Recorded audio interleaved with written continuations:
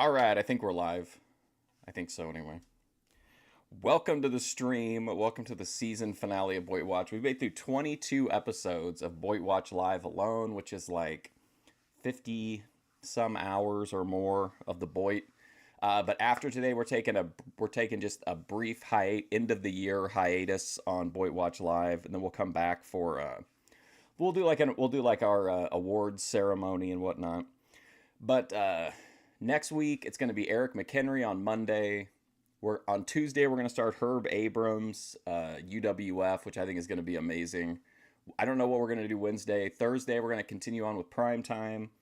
Friday, Memphis Wrestling. I think for Memphis, we only have 2, maybe 3 episodes left, streams left, I mean, before we get to the end of 1988. And then Saturday, I think we'll watch like a movie, maybe. If we don't watch a movie on Wednesday, we'll watch one on Saturday. What's up, Jeff? And I'll do the due diligence. I'll read up and make sure that we don't get any surprise stuff where we have to end the stream. But that's it. I think that's all the news I have. Big changes coming forward here. What's up, Cody Turbo, JF, BOYTWatch Live legend, Vinnie Sluga. How's it going, buddy? We got you coming up this episode, Vinny. Cody Turbo helped pick out the clip we're showing of you today. But yeah, I think that's it. Today we've got, let's see, 17 big clips for you. Very exciting.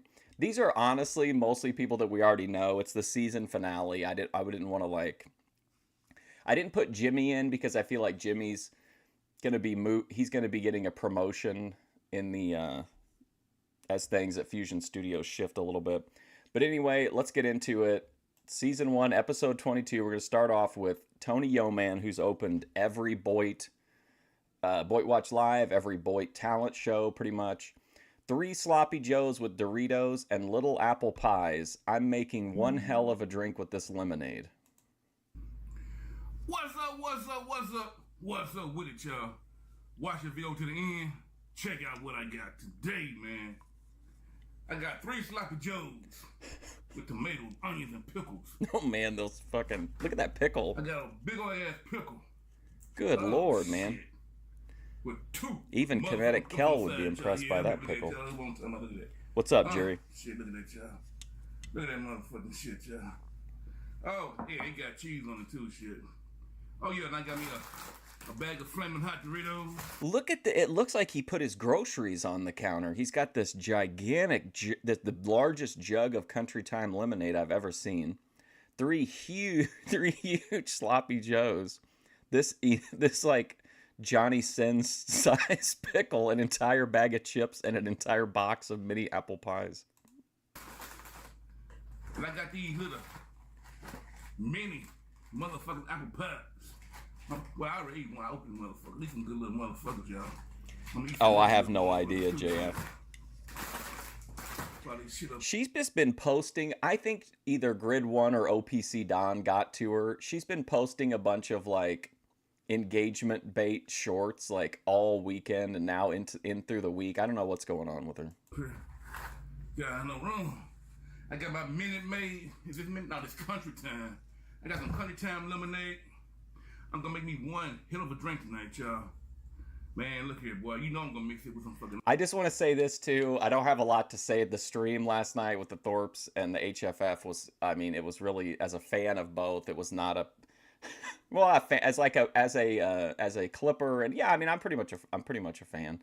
Like, I wasn't a big fan of that particular stream, but the idea that Lalo could sue someone for defamation of character is absolutely the most ridiculous thing I've ever heard in my life. Any court would laugh him out.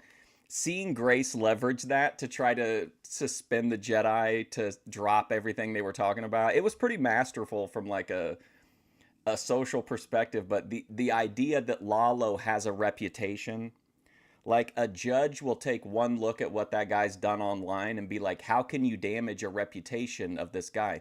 Every law firm he ever applies to, I mean, they're going to do a search for him and all this stuff is going to come up. Like, I just think it's weird that he thinks and I have to think it's just Grace that came up with the plan to bring that up. Like, oh, well, you know, Lalo is litigious. Like he's gonna he.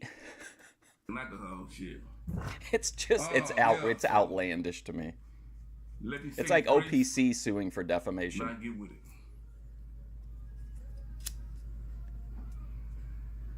Graces. Amen. Amen. What should I do first? You know what? Let me go and make me a drink first. In my tall glass. Not a motherfucking vase. You still say it's a vase, don't you? The judge is going to be like, it looks like to me here, Mr. Lalo, that you're willing to do absolutely anything for money based off of hundreds of hours of footage of you online. Exactly how did this besmirch your reputation? He would have to go on record and say that it's because he's gay and that this is like besmirching his gay branding or whatever. I don't know. It was really weird that they brought up litigation. Yeah, but it's a motherfucking tall glass. So yeah, this is what I'm doing tonight, y'all. Oh shit, boy. Gives me some of this country time lemonade. Oh my God, look at this. I haven't had no country time lemonade in a long time, y'all. We're gonna put this over here. Lalo is litigious. I just want to say this too to anybody who might get sued by Lalo. Just remember, during the discovery process, you can request anything pertinent to the case. That means even like deleted streams, stuff that you could talk to Google about getting the stuff that's privated or unlisted. So just remember, discovery in a lawsuit can really lead to content. So keep that in mind if anybody gets sued by Lalito. I just want to taste it before I mix it. Get the discovery. And you already know. Well, just load up. Everclear. And I got some E&J. So we're gonna put the E&J in here first. Oh shit. Don't blame Lalo. Get serious. Oh shit. They knew pretty much everyone involved knew what was up. Jedi Joy getting too drunk or whatever. But I mean, just what a mess. That whole, again, it should have been a fun, brisk weekend in New York. Joy getting drunk and talking to other New Yorkers, causing spectacles at a restaurant, maybe. What could have been? Boy, look at that, y'all, boy. Boy, you know, I be mixing these motherfucking drinks. I don't give a shit. But look at that. Pour that Everclear in that motherfucker. Ooh, wait, look at that, y'all. Shit, boy. We're gonna put this motherfucker over there. We're gonna stir this shit up. Lalo is very litigious is one of my favorite Thorpe TV quotes of all time. Now. Lalo is very litigious. I'm gonna stir this shit up with my tall glass. Another motherfucking glass. Shit, boy. Ooh-wee. You wanna try some of this? I gotta see these sloppy joes. Bullshit. I'm gonna store Look how fluffy that bun is. Let me do my shit out real quick, y'all. Shit. I have notebooks exactly like that. Fetty love. I have all my notes for Sports Friday in one of them. My first shout out is to the Marine Corps. Yeah, it's to the Marine Corps. I appreciate the Marine Corps for watching me. I really, really do. The Marine Corps? They didn't say exactly where this Marine Corps was located at. They just said Marine Corps, they having some kind of 10th birthday. And I appreciate it. Appreciate it. Y'all keep on. Yeah, I feel like this is a much cleaner plate, but what drew my attention was like the multiple gigantic sloppy joes and then just like this stack of snacks on the side. But it is a much cleaner plate for sure. Less sides on the plate. Ooh, I feel it already, boy. Ooh, shit. Don't you feel that shit, boy? See? What was this? Fetty Love from Austin. I appreciate the Fetty Love from Austin for watching me. I really, really do. Don't you ever stop. I'm gonna take a drink for you. Oh, boy. Ooh, wait, shit. My next shout out is to Big Bucko. Big Bucko? She's out there in Germany. And she's out there in Germany and she took a picture And I'm gonna show you the picture pretty soon of the cattle rail out there in Germany. Who could we get? Who is there anybody we know who could use a shout out? We've done EFD and Ben Thorpe. So I don't know. But yeah, if you in Germany, you know what I'm talking about. I'm gonna spell it for you, just in case I said this shit wrong. It's CATHEDRALE. That's the name of the building out there in Germany. So I appreciate it, Big Bucko. I'm gonna show this picture, and I hope y'all enjoy it because I did. I'll be right back.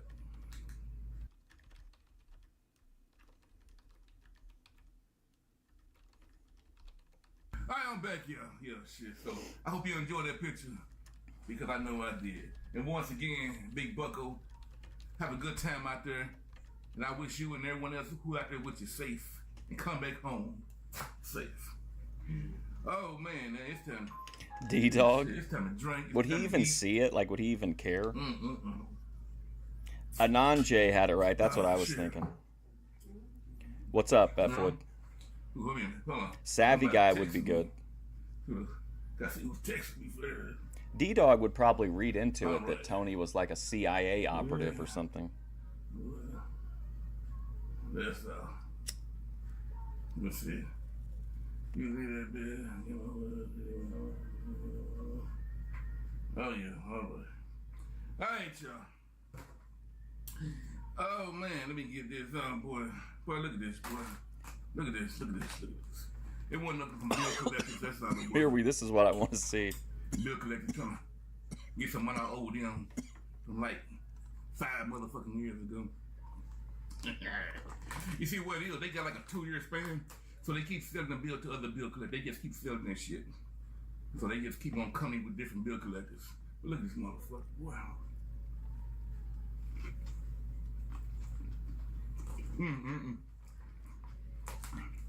It's pretty clean for like a sloppy Joe, though. I thought it would like.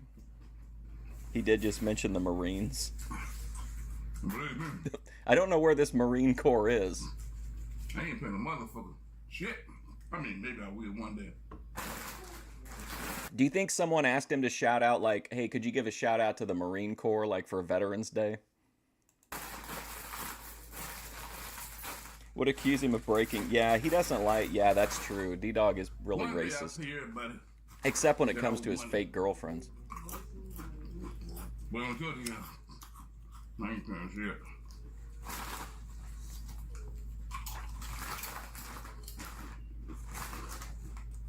Smell.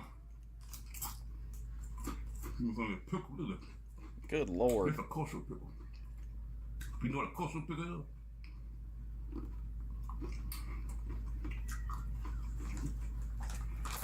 I got a cousin. She said, Tony, I like them country pickles. I said, them country pickles. What the fuck you talking about? Yeah, them country pickles you had, Tony. I like them country pickles. Country pickles? I said, you mean kosher pickles? I said, motherfucker, they kosher pickles. Ain't no motherfucking country pickle. Kosher, motherfucker. And he said, oh, okay, that's right.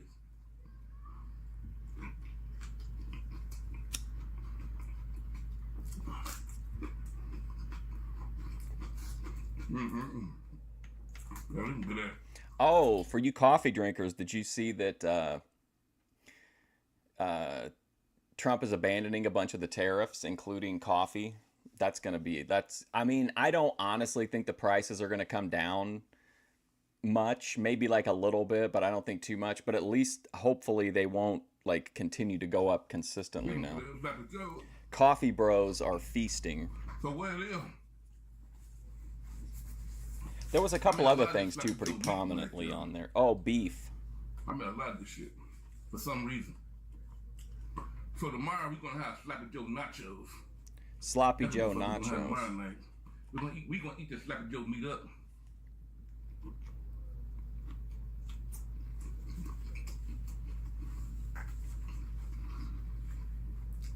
So I'm gonna leave it to you. What do you want? Sloppy Joe nachos or Sloppy Joe tacos? You want the nachos, right? We're gonna have the motherfucker Sloppy Joe nachos. Yeah, coffee. I don't understand that tariff to begin with. We can't grow it here, right? do you want Sloppy Joe burritos or Sloppy Joe enchiladas? Instead of nachos, okay. So we ain't gonna have no Sloppy Joe burritos or no Sloppy Joe enchiladas.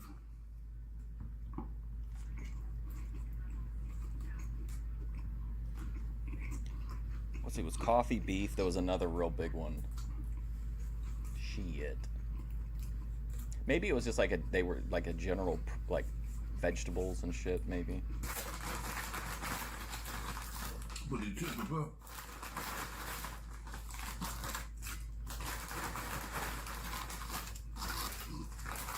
Oh, shit.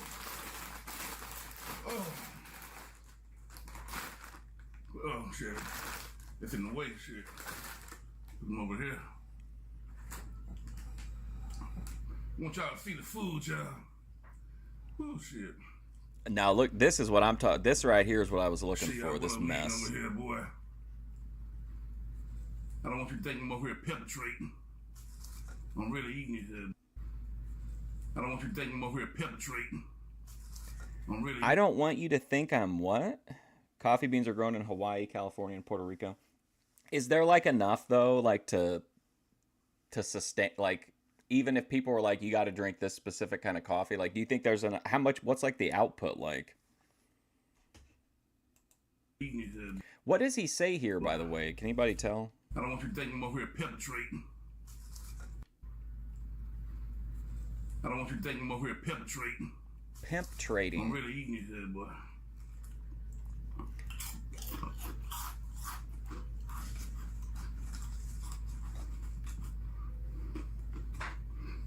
You know, I really can't hear what you're saying. What you say? Oh, you didn't say that? Okay. I thought you said something. Oh, bad Hawaiian coffee. I don't want people to think I'm over here penetrating. I don't know. It did sound like it, or pimpatrating. You say he's sipping this motherfucker. That's what happens when Jedi Rich claps. He's pimpatrating. I ain't bullshit. But I can take it. I can handle it. People are like saying that Rich is going to give her the pimp hand when she gets home for acting up. Ooh, shit. Ooh, boy, that's some lemonade for your ass. Pimpatrating? I don't know that that's what he said. That's what you call whore illuminating. Illuminating? That lemonade whore illuminating. That's what you call whore illuminating. For your ass, but that boy. That's what you call whore eliminating. Whore eliminating? Ooh, shit. Ooh, boy, that's some lemonade for your ass, but that boy. That's what you call whore eliminating. That lemonade hard as a motherfucker. Shit.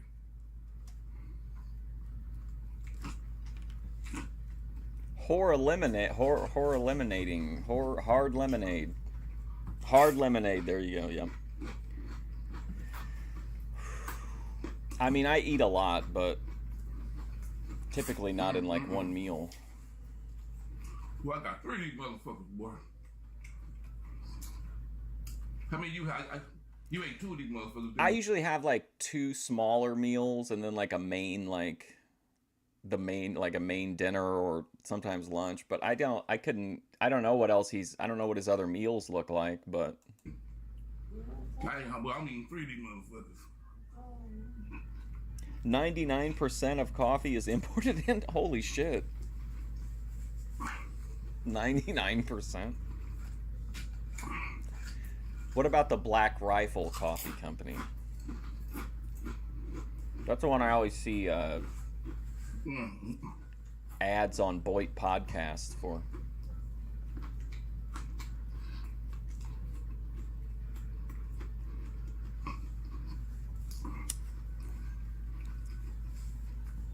Oh, man. Boy, that's some good shit. Around here on the cheap coffee, I think the prices ended up going up like 10-15%, which doesn't seem like a lot, but when you got to buy it all the time and it's coupled with like the other increases. I don't know about like good coffee. I'm having a good Thanksgiving this year, boy. I get like the cheap I already got everything I need in that motherfucking deep freeze over there.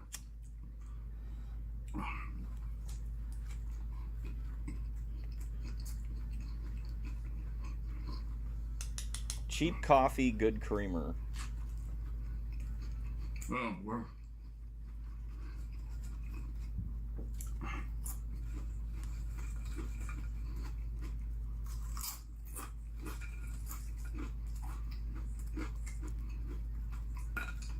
This is a nice little... Shit, I've been having everything for Thanksgiving. I had everything for Thanksgiving. Shit. They do import, damn. I damn. had everything for Thanksgiving.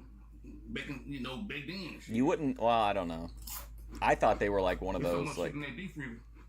Like, you know, like... Yeah, boy. I figured they were like a I got Patriot, USA only kind of company. But I don't know anything about them, to be fair. Just that they sponsor a lot of Boyd podcasts.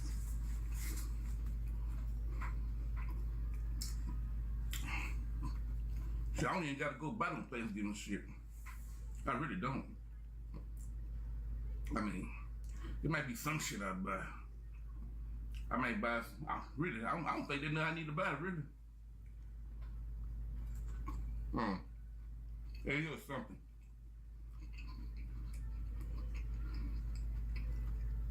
I gotta go buy some potatoes.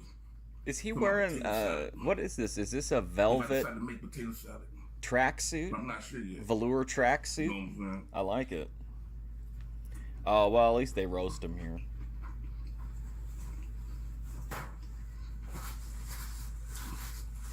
Once you roast them, you're on the clock. We learned that from Dorinda.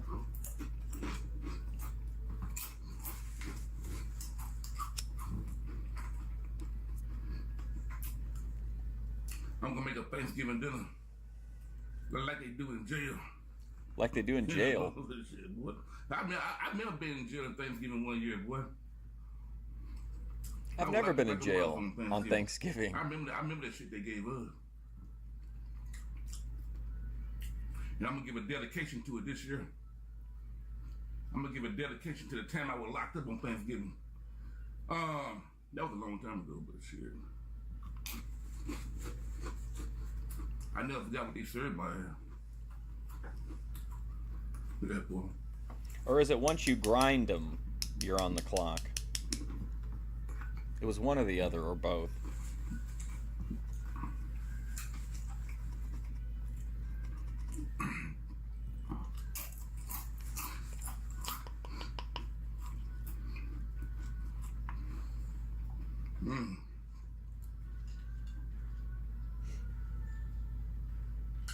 Well, you ain't never been in jail, have you? Huh? You ain't never been Toilet in jail, have you? turkey. That doesn't sound good. I think you need to go to jail for at least a week. I think you're always trying to... She needs to go to jail for a Nah, week, I he think you need said. I think you need to experience jail. I think everybody should experience jail. I don't. This way That's... you can appreciate shit. Some of us try specifically, Tony, not to experience jail. The absence of jail is a strong motivator for some people. Yeah. Everybody needs Instead at a some buffet, kind of, somebody was giving him a look. acknowledgement of appreciation. A lot of people Acknowledge don't me. got acknowledgement of appreciation. They take shit for granted. But once shit get taken away from your ass, you can still appreciate shit.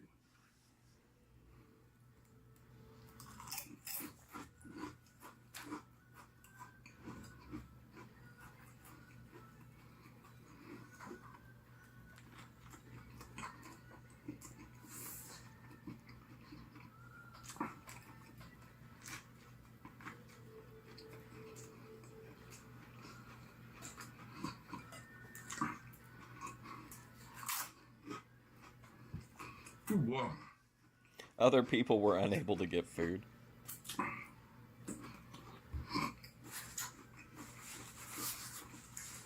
Oh, that's a little shit, boy. Man, I'm slowing down now. You see I'm slowing down, I'm getting a little food now, shit. Acknowledge our food chief. I'm getting full, but I'm not full. Look how it tore perfectly to show nutrition facts, the pertinent nutrition facts.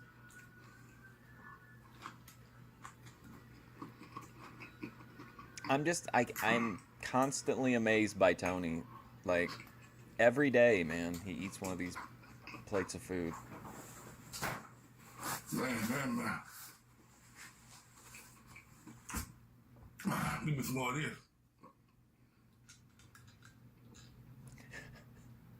Just eating Sloppy Joes, pickles, and Everclear. Ooh, man, I feel it, boy. Ooh, man, I feel it, boy. Ooh, man, I need that in a song. Doesn't that sound like it being like a Hall & Oates song or something? Man, I feel it, boy. Amazing. Oh, shit, boy.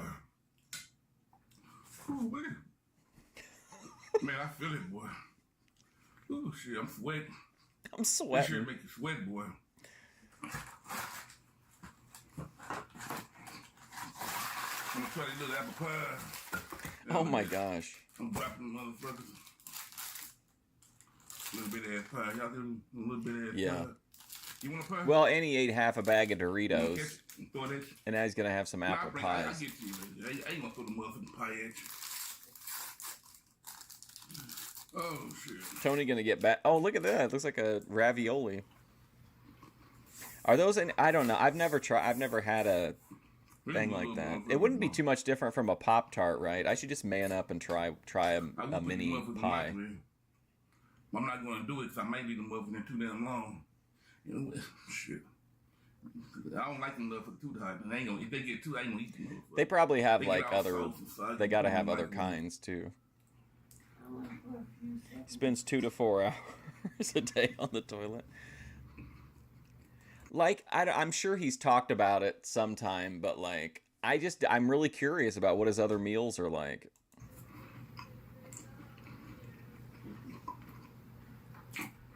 I wish they had cherry. I love cherry pie. Oh, they didn't have cherry. Cherry better. I'm surprised they didn't. They just ate them all. I'm gonna do it. I'm gonna finally take the plunge and try the gas station pies. Little motherfucking pie, boy.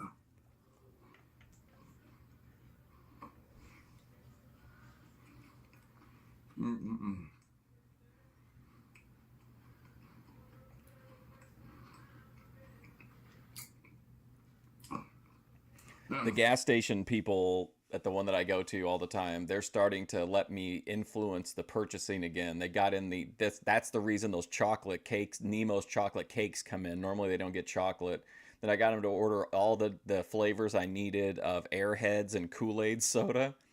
But hopefully they don't overdo it. Like a few summers ago, I bought like a shit ton of Tahitian treat there. I was like going all the time and just buying tons of Tahitian treat. And they ordered as if that was going to continue forever. So like there was like just stacks of Tahitian treat in the aisles. Good shit. Give me some more of this shit. I was going to say it's got to be expensive Boy, too. I feel that shit right on now. I'm feeling that shit now, boy. Ooh, shit. Don't try that shit again. Like, what time of day is this? I feel like Tony posts these in the morning. Let's see. Does it say? No. I think he posts these in the morning. If y'all ain't used to drinking, don't So I use think that he fucking Everclear. That Everclear ain't films no at motherfucking night, good, maybe. boy.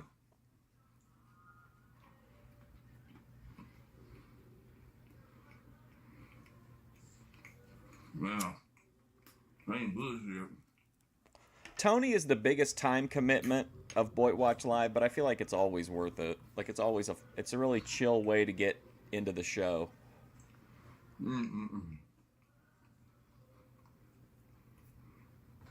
Oh. There's two more in here. I'm gonna eat me one more little bit of Well, that pie. some place, depending on how they're managed, that might be a situation. I know some gas stations do this. Like once a product sells out, they just put another product in on top of it. Like they don't reorder whatever it is. Whoever comes in and stocks their stuff, unless it's a person that's like up on what people are buying or whatever. Like they had Sprecher cream soda down there for a while, which is like an amazing cream soda, and I bought all of them over like the course of a week. And then they just put California whatever drinking water in its slot, and like that's it. So maybe it'll cycle back in at some point. And I'm done for the night. I'm not judging him if he is drinking them, but he's eaten 3 of these little pies. Oh my gosh. He had to have a little sweet treat. Man. But I mean, Everclear is pretty strong, even if you're a day drinker, to be throwing down in the morning. Ooh-wee. Damn, boy. What are you over there doing? I'm just reading What you reading? stuff on the phone Stuff on the phone. Like what stuff on the phone? about Beyonce. Tony's like, I don't know what to talk about. What you Beyonce, doing? my daughter. Shit. Why you fucking read? Why you reading about Beyonce? They ain't reading about you. Why are you reading Them about motherfuckers ain't reading Beyonce? about them. Them motherfuckers ain't reading about me. I ain't gonna read about them motherfuckers. I don't even know you. I don't give a shit about It's the Beyonce. strongest thing you can buy. You asked me about food. I'm just looking at stuff on the phone. That's what I mean. It's pretty stiff, even for like a day drinker. Oh shit, boy. What's up, Randy? Look at Tony. This fucking cracks me Oh up. shit, boy. Ooh. Like the looks he has whenever he's eating or drinking something. But that shit was good, boy. I ain't bullshitting. I would eat the rest of this shit. He don't want her looking at Jay-Z. You ever seen a tip full of blood? For some reason, in a lot of Tony's AI videos, a woman is choosing him over a taller, better looking man. And the little thing will come up and say, like, I choose you to him. But even in the AI movie, Tony portrays himself as being shorter and the other guy being taller and like a more traditionally good looking guy. Whereas he kind of makes himself look like Stanley from The Office. Man, shit.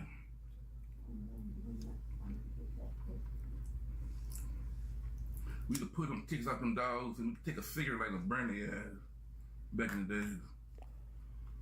How does Tony know that Beyonce's not a fan of the show? All right, y'all. Until next time, baby. Until next time.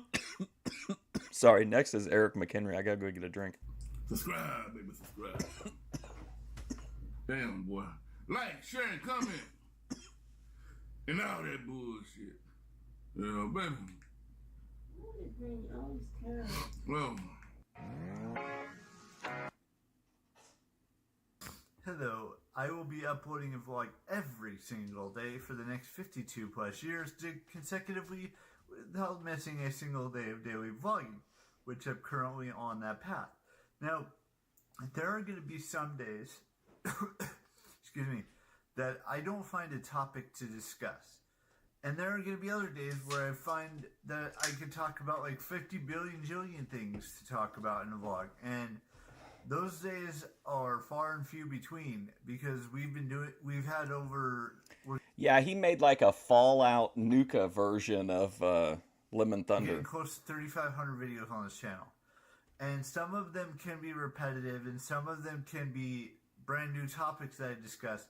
But at the end of the day, doing this for as long as I have, for 13 and a half years, or little more than 13 and a half years, getting closer to 14, because we're only got 3 months until we reach year 14 on YouTube.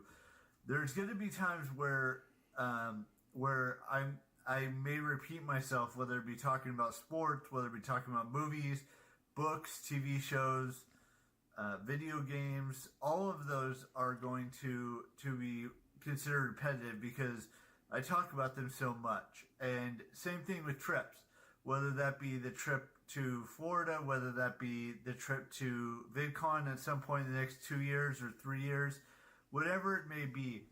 I just feel like, when you do something for as long as I have, and this isn't just YouTube, it could also be Instagram or Well, he's anything of getting that older nature. now. He's Whatever pushing social 40. media platform you use, there's going to be times where, say you're a YouTuber who's been trying to What's do up, this for a long Southwest? time, and you failed at it and failed at it and failed at it and failed at it. But you gotta always think about the bright side of that situation, because you know how many times I failed at figuring out stuff for me. We've seen it many times. Making this YouTube channel great, probably 1,000 times at least, maybe even more than that. But at the end of the day, it's just it's just about filming a vlog. It's about doing this every single day. He's got his SF Giants shirt on. 2,980, getting close to 85 days consecutively. It's figuring out topics. It's all of that stuff that plays a factor in how well I do this YouTube channel. And there's going to be days where I feel like it's an off day, and that's okay. It's okay to have an off day. Not actually have a physical off day, but have an off day where you can't think of the right topic to discuss in a vlog or video or whatever it is. And when I go to Disneyland or California Adventure or any of those amusement parks that I intend to go to in the future. His chat or his comment section now, by the way, is like 60% people from this chat having LARP conversations with him. Or like some of his old school detractors seem to have kind of started posting more regularly as well. It could be... we could be ushering in a new golden era of McHenry content. Universal parks as well. Whether it be Universal Plus we got the Hollywood Sports or Friday Universal meta Epic storyline happening. Universe, or Universal Studios Florida, or Islands Adventure, whatever it is, or any of the Disney parks in Florida. There's going to be some sort of a clip. There's going to be some sort of a vlog from there. I don't know what it's going to be just yet, but it will be something.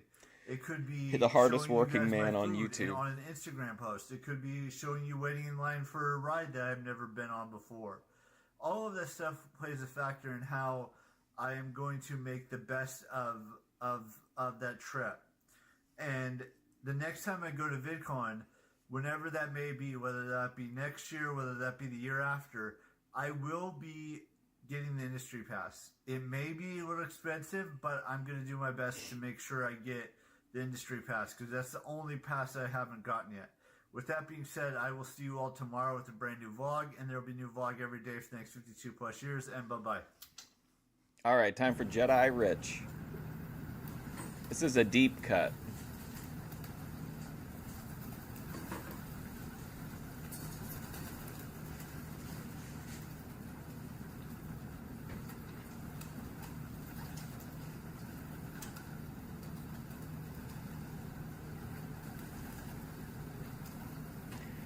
Who's the next one on here? I don't know this next person. We'll figure it out together. It was a chick and she had Ja in the title, so I added it to the queue. I'm a simple man. He's not shy about making firm, concrete promises, and he's also not shy about never living up to those promises, which may or may not come up during the Sports Friday arc. Okay, so this is Dana Dillon. She has 554 subscribers, 83 views. She is some kind of religious content. I'm not really sure, so we're going to watch it and find out together. A season finale premiere.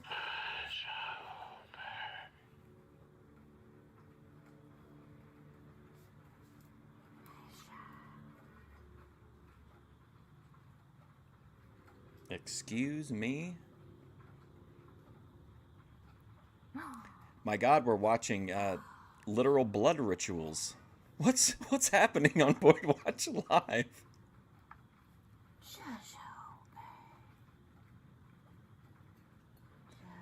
Oh wow, what a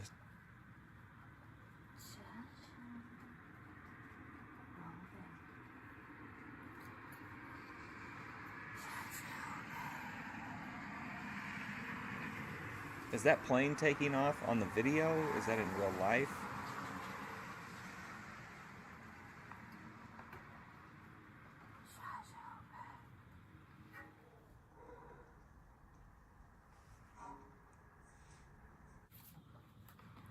Demon guy? Yeah.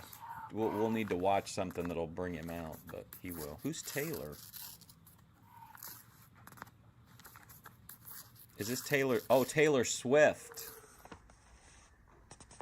Oh boy, man. I don't want to say for sure, but man, I like this direction a lot. If it's real, it might just be her playing a character or something.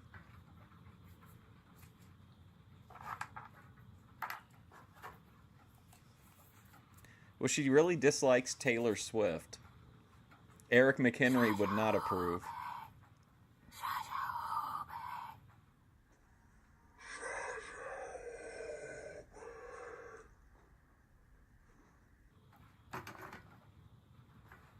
Boy, this is really what we needed.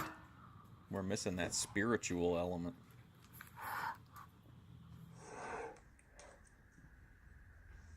South to west, what do you think? Keep the makeup on during the porking or no?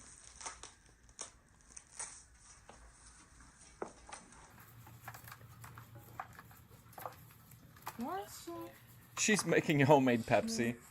How to make your own pickle Pepsi at home. Shosha Bombay. Gold dust. This is great. It's very relaxing.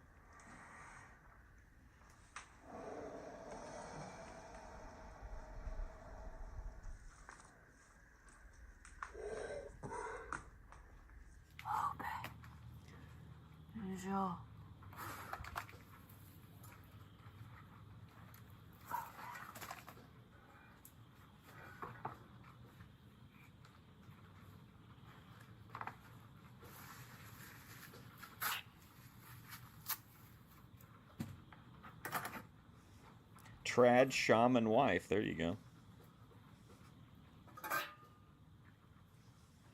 ASMR paganism. It is very relaxing.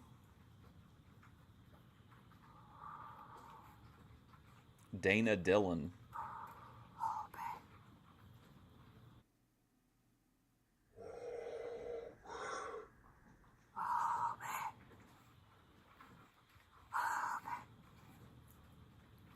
Did she say kill Ben? Dana Dillon. She's got 554 subscribers. The description is full of Bible verses. Abba, Father. Kill Ben.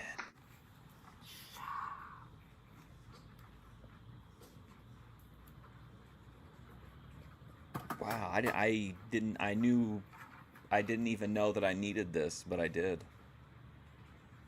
This is how I feel. We need a cleansing at the end of the season, you know. Oh, now we got the lights off. Oh, shit.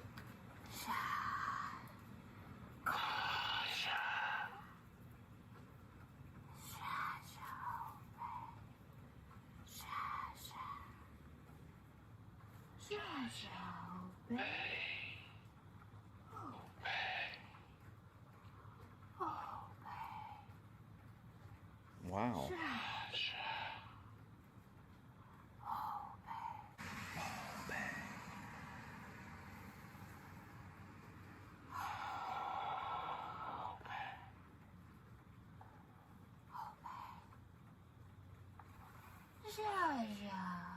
What? Jar Jar.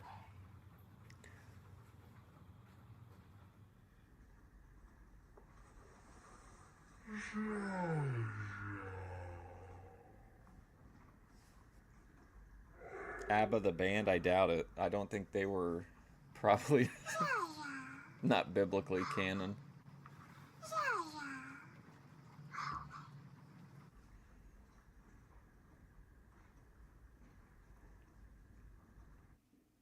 Hello, everybody. It's your girl. Okay, this is, first of all, I love that video. That was a great video. ASMR blood ritual. But here is Hail Star talking about how to quit Adderall. Hail Star. And today I want We were to just talk talking to about the world Adderall. about Adderall. Lalo Okay, drugging people. I was on Adderall. I was addicted to Adderall. I was prescribed Adderall from the ages of 18 to last year, 31 years old.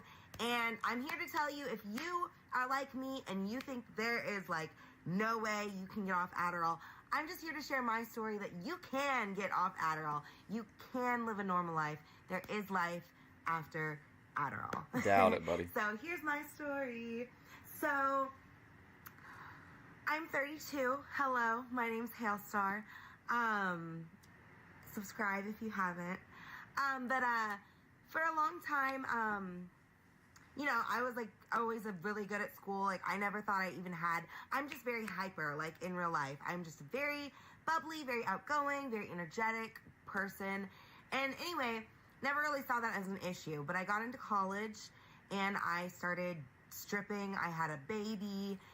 You know, a lot of factors to like, I needed to make money, but I was Many also factors. in college, a student. So, I was in school and these girls were taking Adderall and, you know, then they'd go dance with me and like they were up all night and they were just like talkative and I was like, bro. So I started taking Adderall, I guess illegally, you know. Wow. And, loved it. Oh my God. But it was like $25 for. What a statement. And, bro. So I started taking Adderall, I guess illegally, you know. And loved it. Oh my God. But it was like $25 Let's go. for a pill. Like it was expensive. So I went to the doctor and I looked up like what are the symptoms of ADHD. And like I figured it out. Like and I went into that doctor, there's a psychiatrist's office. And I was like, I think I have ADHD, like I have, you know, blah, blah, blah, blah, blah. Wow, And, prescription you know, none of it shopping. was really true. I was just like, I can't focus in school and la, la, la. Anyway, he prescribed me Adderall. And then from that day, I was 18 in college, I was on Adderall.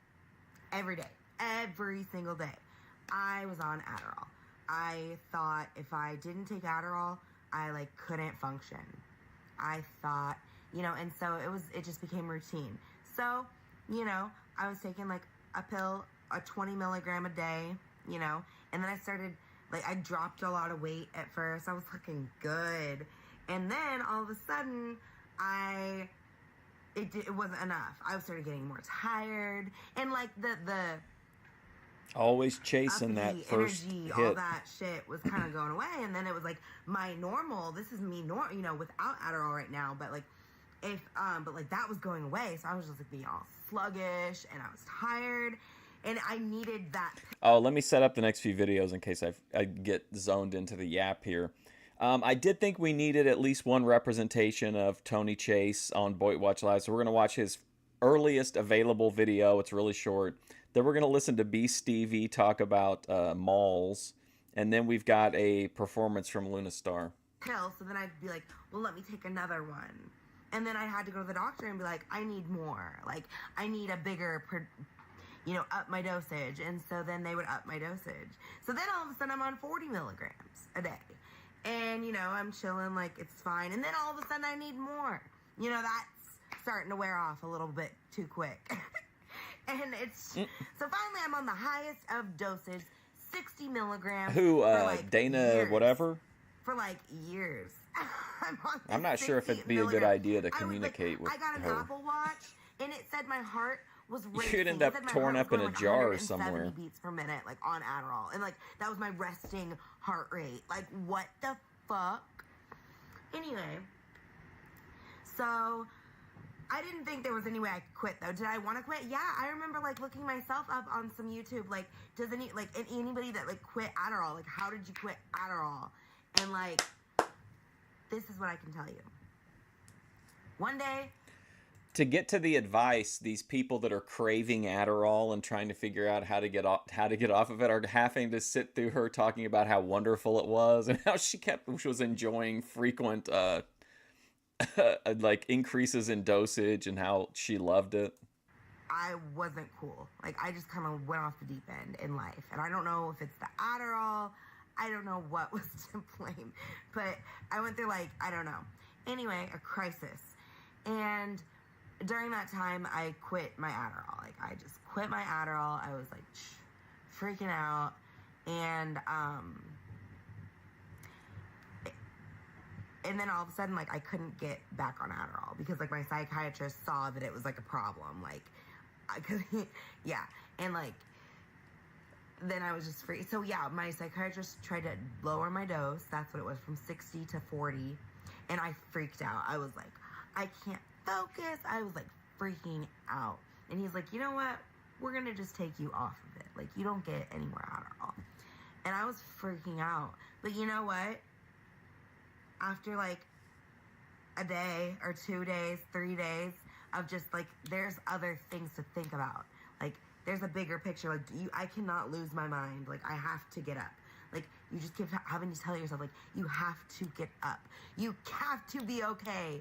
Like, and it is, maybe there is withdrawal or whatever. Like, I mean, sure, but there was so much other, like, background stuff going on that I didn't focus on the withdrawal. I didn't focus on how shitty I felt. I focused on, like, trying to make sure I was better for, like, my mental health was okay, like, even though I'm off this Adderall.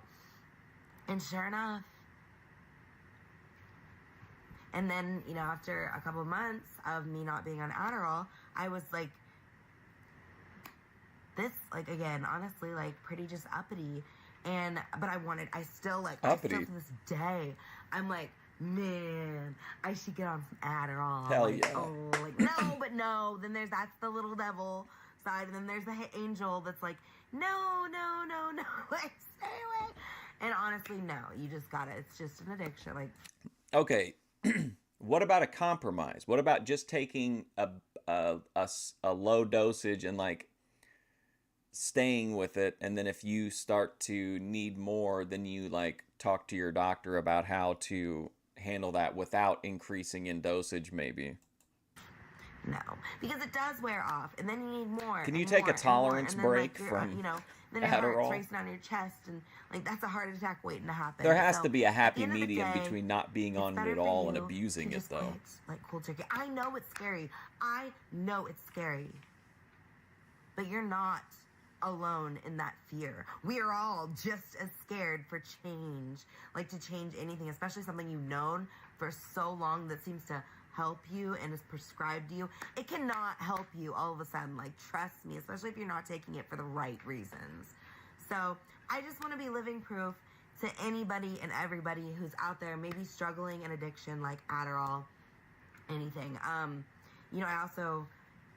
here to, show you guys any type of love and support I can. So, yes. How to quit I hope Adderall. everybody Just is do doing it, great apparently. out there. And, That please was comment it, just below, do it. Subscribe, like, hit me up, like, just to chat and be friends. So, you will get through it, and I hope that maybe this video will impact one person just to know that, like, if you need to quit Adderall, just cold turkey, just quit. Just quit. You can do it. And you will be okay. You will be normal again, like, without medication. Bye, guys. Love you. Office and Okay, this is Tony Chase, which some of you probably know, if not all of you, but he's at war with the satellite man. His videos have gotten, like, coverage that's gotten, like, millions of views, but his actual page is still really low views. But his account is Tony Chase, I am not gay, not ever. Tony Chase, I am not gay, not never. And this one is called, this is like the beginning of the Satellite Man saga. It's begging for the satellite controllers to stop burning my teeth. Uh-oh. Did the Satellite Man, all right. Oh gosh. Whoops. Oh, geez. Okay, hang on a second. the satellite man is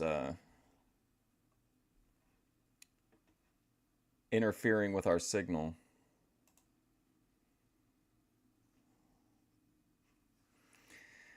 Okay, hang on. I'm getting there. All right, here we go. So anyway, he's been covered a lot, but we didn't have any footage of him on. I don't think we've even covered him in a stream, but I thought we needed at least one video of Tony Chase. So here's Tony Chase describing his first encounters with the satellite controllers. Dentist office, and hello Treasury Department, and hello Supreme Court. They're burning right here on that tooth. You know, that the space behind, in front of that molar that they damaged. That tooth, there's supposed to be a tooth that grows there. They had burned it down, and basic information, and there's supposed to be a tooth that grows there, and the satellite man's still doing this shit, trying to play jacked up teeth. Hey, I begged you to leave me alone, government man. The Treasury laws, read those documents. It says if you ever make me have to beg for my life, or you tried to make me beg for my money, or you tried to make me beg for my lawsuit monies, read the documents, Treasury Department. You got those documents over there, Supreme Court. You got those documents. See, these government people wanted to steal from my parents, and they tried to make my parents have to beg for their lives, right, government man? That's what you were doing, trying to steal from my family, right? When you murdered my parents, government man, you tried to make my father and my mother have to beg for their lives. Didn't you, government man? You think you're funny, don't you?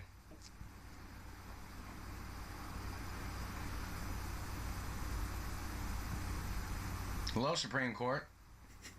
You know those documents? It says that the government ever tried to make me have to beg for Hello, people to leave Supreme me Court. alone. Or it even says if I had to lift a finger, or if I had to move a muscle to defend myself against a satellite controller or anybody in government, their people would have to be prosecuted, doesn't it? Doesn't it say that? It does say that, doesn't it? And the satellite man's been damaging my teeth. And they think they're fucking funny. Well, this is part of my real anatomy. There is no fake documents or there is no documents of me ever having fake teeth. Not never.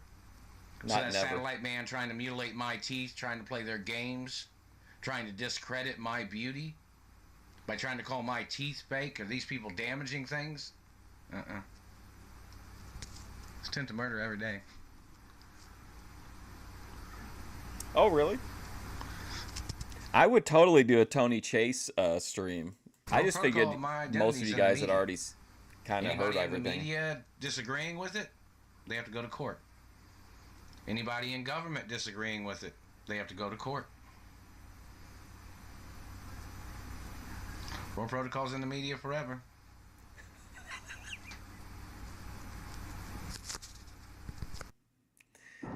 Alright, what's up, guys? All right, this is BStevie. He's going to talk to us about malls. I got a video request from Heathen, New Jersey, and he wants me to talk about malls need to die out. And I feel like malls are dying out in general. Like, less people are going to malls, less people are going out anyways. And people rather buy things online. Like, they rather go on Google, for example, like this, and they'll search for things that they want to get for Christmas or Black Friday or their birthday or something, or they want to buy something for somebody. It's more convenient and it's faster, and you don't have to deal with people. That's the biggest thing. Because you can go to the mall and it can be crowded, and there's a lot of people that could be hostile in there trying to buy materialistic stuff, or there's a lot of people at the malls that could be rude, and True. everyone's in a rush, especially on the holidays coming up, like Black Friday and Christmas. People are trying to buy presents for people all the time. So sometimes it's just best to just buy stuff online, and you could just sit at your home and relax, right? It sounds like he's making a pitch for the World Wide Web in like the late 80s. You know, like just picture it, guys. The mall, you run into rude people. You just do it on here. It's easier.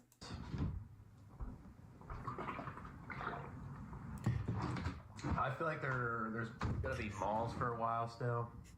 Like you have like the biggest mall in Minnesota, in Bloomington. I think it's called what's it called? It's called the Mall of America. And basically, I'm looking it up now. It's 5.6 million square feet, features 520 stores, 50 restaurants, attractions, and it has a Nickelodeon universe theme. Ooh, Nickelodeon. Eric would like that. I mean, I feel like the malls like that are not going to go away. That's like a tourist attraction at that point, you know? Yeah, I mean, I guess, like, going to the mall is just,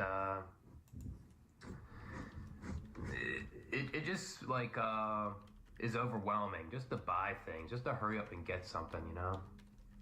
I always feel like that with grocery stores, for example. I'll go to the grocery store, I feel overwhelmed. I just want to be in and out, you know? Oh, no, where's the... I guess people will miss interacting with others at the mall. And you'll see kids hanging out at the malls there, too. But there's a lot of times there's kids in the malls and they act reckless and they scream and yell. They run around at the mall and you're just trying to buy your stuff and go home. That could be... Somebody's going to come in and be like, now listen, I know my partner was a little bit hard on you. I'm not like that. I just want to get down to the truth, and I know that you know what the truth is. And look, I'll just be honest with you. I don't think you're to blame, BStevie, but we do need to know what happened. Like, irritating hearing all kids yelling and screaming and stuff, you know? Especially if they're like little kids and they're around. South to West can be the bad cop, and I'll be the good cop. Telling them to stop and trying to discipline them at the mall, you know? At least when you're just buying stuff online, getting delivered to you, you don't have to hear screaming kids, you know? Oh, of course, yeah. I feel like they will die out. I just don't know. Oh, man, I liked if it's gonna Dobie be in our Gillis back in the lifetime, day. to be honest with you. I mean, sometimes, like, if I want to get something right away, I don't want to wait till... And where did you dump the body? I will go to the mall, but I haven't been to the mall in a while, and I probably won't go to the mall for a long time. Like, if I want to buy something, it's going to be online now.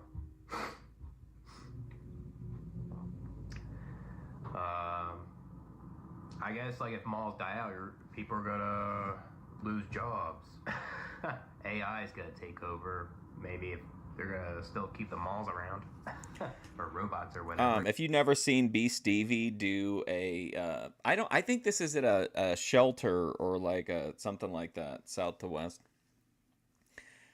I got thrown off. Oh, if you haven't never seen his reaction videos, people will request him to react to videos, and he like films he films like the area where he watches TV, and then he just talks like while he films the TV. It's kind of interesting. It's a kind of an unusual. It's like very old school YouTube where like you had to film the screen of the video game you were playing to do Let's Plays. Trying to think what else.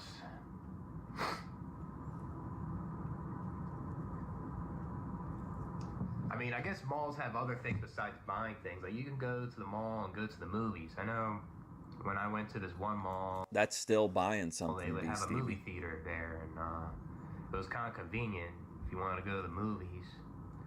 Or if you wanted to, say, eat at this certain restaurant, you know? At the mall. Because At what, a there's pretzel not a lot of good pretzel restaurants stand? around, except the one at the mall, so you would eat there. He definitely does not like crowds. Yeah, I mean, I guess actually the last time I went to the mall was in South Dakota here. I was with the guy who watches my YouTube, Han, and he showed me around that mall. Han. It didn't look like there was a lot of people in there. There was a lot of people just walking around, and that's it, you know? It felt like if it was 20 years ago, that mall would be pretty packed, basically. But yeah, it seemed like they are dying, though, from what I'm seeing. I feel like a lot of times you go to the mall And you see like young kids there and stuff like that. It's a social event, you know? It's a way to hang out. That's what it is, I guess. They're not really there to buy things. They're what it's really meant for, you know? And plus, a lot of stuff at the mall is just very expensive anyways. A lot of superficial things, you know? And I'll admit, I bought superficial things at malls plenty of times. Man, I really want to go to get a mall pretzel now. But yeah, I think they'll die out though, pretty much. Everything's gonna be on here, so good guys went on. Oh, I forgot some other things with this video. I'm kind of looking up the biggest malls right now. This one says the Iran Mall. Bonus footage. 21 million square feet, 1.95 million square meters. It says it has a library, ice skating rink, sports complex, movie theaters. Jesus, you know? Foolishness. Just a big place to have all these events, you know? I wouldn't even call that place a mall at that point, you know? The Iran Mall is the biggest one, it says. More of a social complex, the I Dubai think. Mall. And then the other one says New Century Global Center. West Edmont. Do you think that's Mall. his shirt, or do you think somebody gave it Edmonton to him? Mall, I mean. And then the other one's Persian Gulf Complex. Persian Gulf. Well, yeah, if you go to the fucking Dubai Mall, it's going to be a whole different experience. Social events. A lot of it's just entertainment at that point, you know. Those malls will never go away, those big ones. Just iconic, I guess. But yeah, that's it for this one. I just wanted to talk about that. All right, here we go. Everybody wanted a karaoke update. This is kind of it's not a brand new video, but it's one we haven't seen yet. And the title of it kind of cracked me up. It's called My Version of Feed My Franklin Stein by, of course, Luna Star. Look at this venue.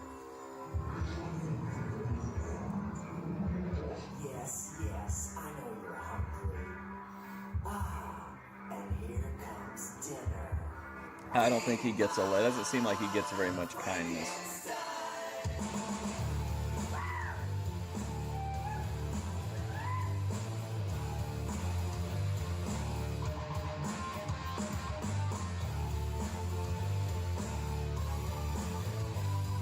Is King Lee filming?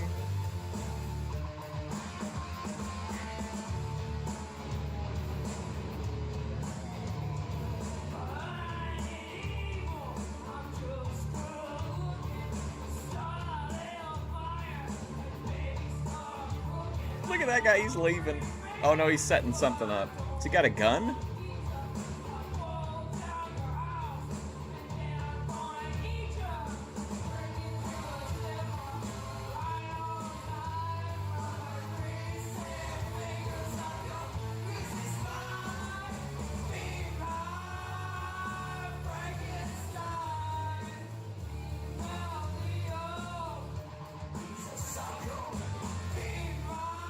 Do we have like a 1950s poodle skirt girl just off frame? Or is she a cat?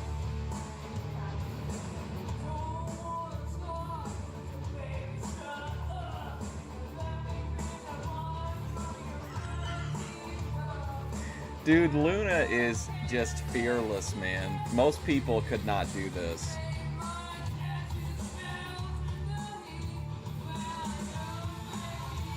Finally, Lee's getting some decent camera work here.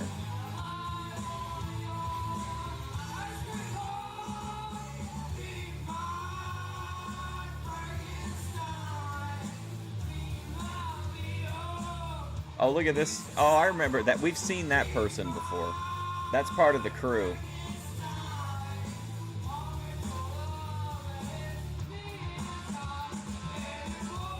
Sandy from Greece, yep. What'd they call him in that movie? Soshas or something like that?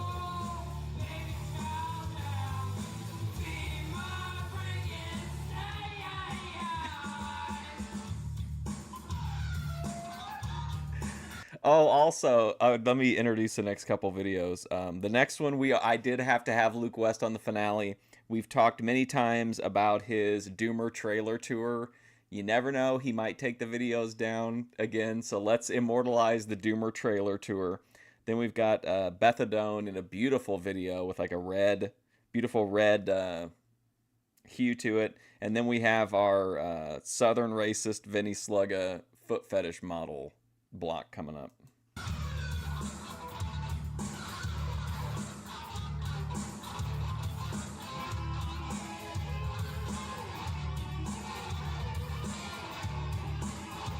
We might be able to watch something else after. Well, I don't know. Beth's is almost 10 minutes. We'll see.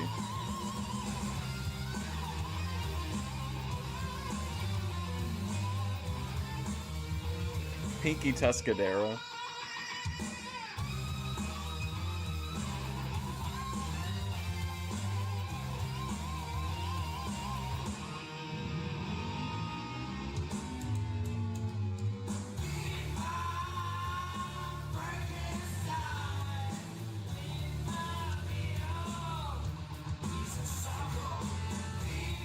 Luna's such an interesting addition to the BOYTWatch family, especially when you consider that I just watched one video of hers, and I thought it was just I think I called it the craziest karaoke video I'd ever seen, and then that was it. And then she, I guess, went in and looked at who was sharing her content or whatever, and then she came in the chat, like she initiated coming into the community. 10 minutes of Beth, what's wrong with that?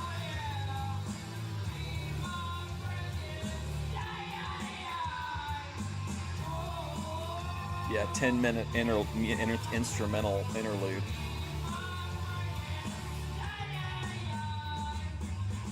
I mean, you gotta have some guts to get up and sing with all the lights on, nothing else is there to distract people, and you're just singing like, I think a lot of people could do that.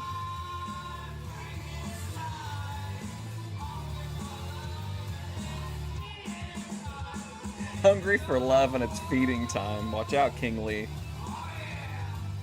Oh yeah! Oh my god. Today, I'm gonna be giving everyone Here it is. Here is the infamous Doomer trailer tour. And if we're being honest, I think our collective reaction to this video was the first domino toward Luke deleting his channel whenever we were about to cover the breakup. Today, I'm gonna be giving everyone a tour of my RV. You can see my cat licking her butthole over there. To start off, the ground is an absolute mess filled with tissues or cum rags, I guess, however you want to choose to see it. Fuck, it just hit my goddamn head.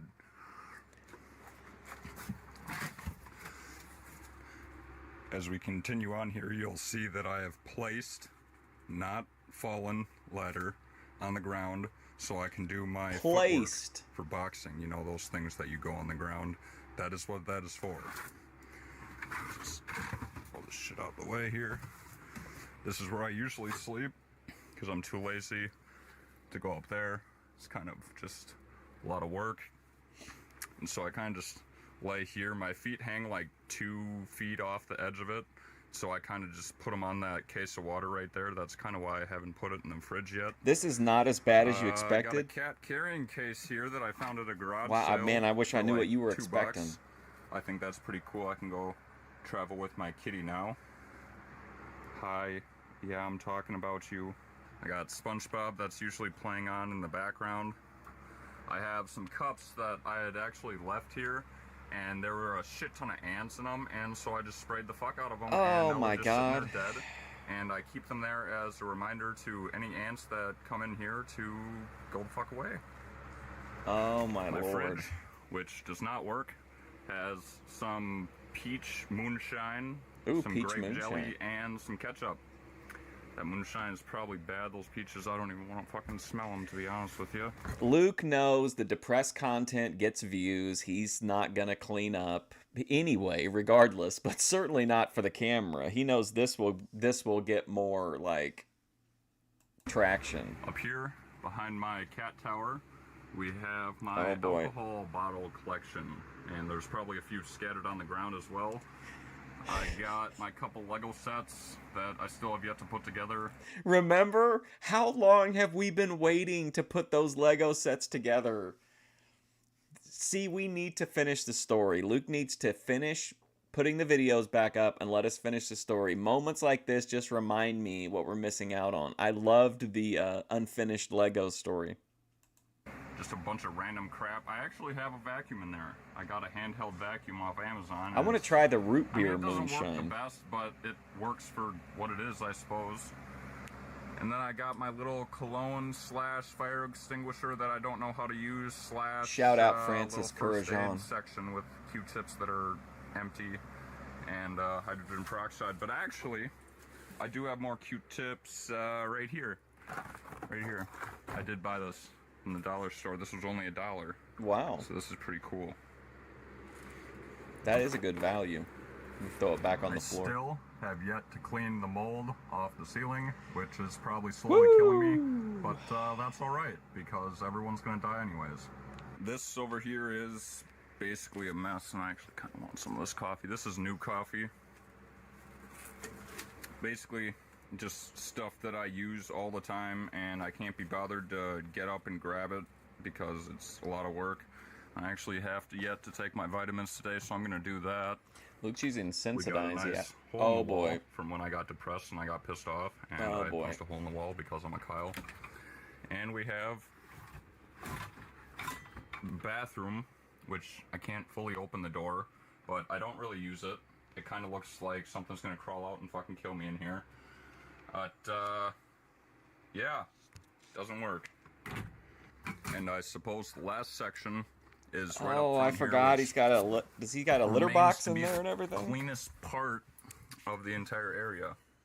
And surprisingly, this is the least amount of time I do like that ashtray. That is nice. Or the most. That's a good looking ashtray. I never frigging spend time in this area. I have no idea what you're looking Yeah, at. coffee card still works. A garage sale too. It's fake, if you couldn't tell. And I actually got this too. I got this. This is pretty cool. I don't know what this is, but I liked it, and so I bought it.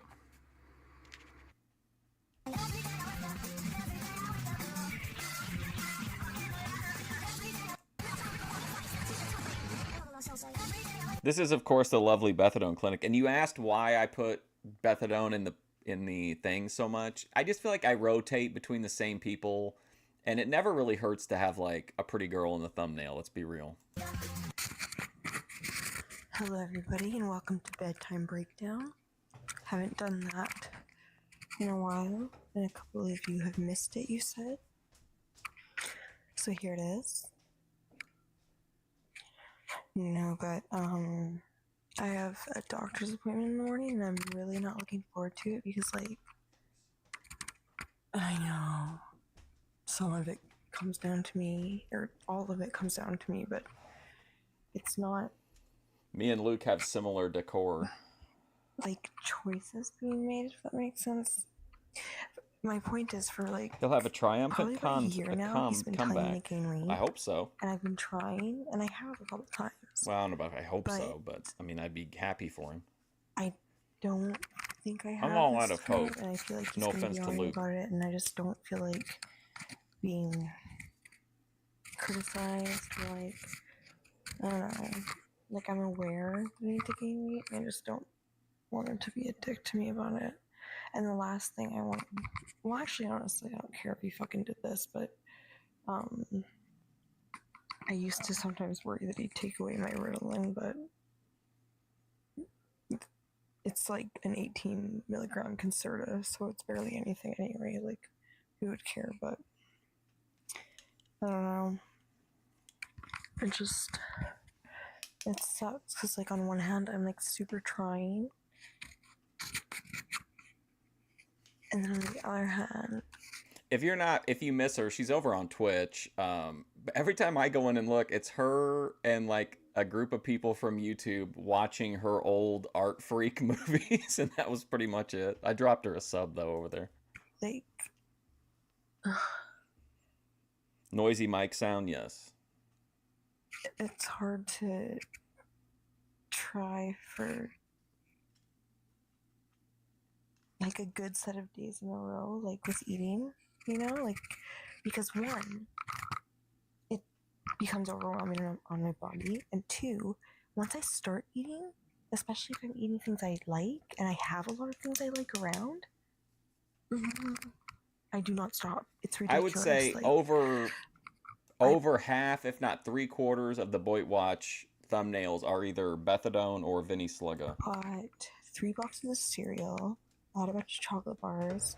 My mom brought home cinnamon buns. I had a couple oven pizzas, and like I blew through all of it in like 2 days. And I felt really, really sick for those 2 days and the following third and probably fourth. Like, I know that that's like a thing that if you restrict, then you eat, your body's like, oh, I don't know when I'm gonna see food again, so it goes hard. But I don't know. I was just like, I need to gain weight anyway, so I guess I'm gonna be a glutton for a couple of days. But it feels bad physically, mentally. Like, sugar messes with your mind. Like, it's not it. But I acknowledge also that you can gain weight in a healthier manner than just eating a whole box of Cinnamon Toast Crunch, 6 chocolate bars, and an oven pizza. So, you know. My ex fucking texted me. Literally, the one that goes. It's distracting. I think Beth needs to have something that keeps her like a little bit abrasive, even if it's like unintentional. I just think that fits with her personality. But the Vinnie Sluga Bethadone being in the thumbnail makes perfect sense, because a lot of the stuff that we gravitate toward on boy, or at least I guess I choose them, so it's me. I don't want to lump everybody in.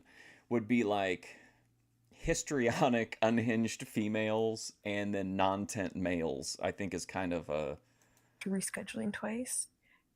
Oh, wait, decent take. I'll read it to you. Like,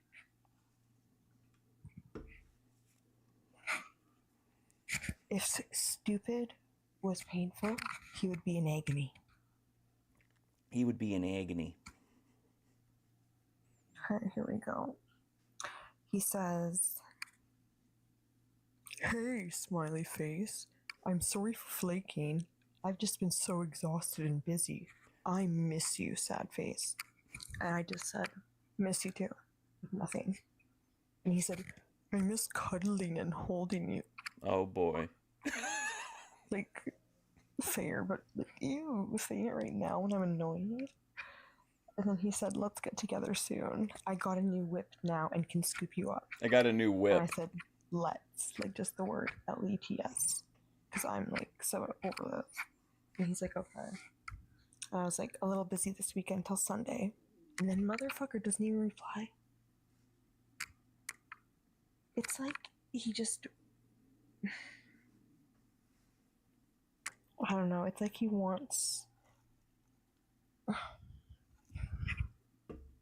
maybe he really does believe what he's saying at the time. I don't fucking know, man. Like, he just says things.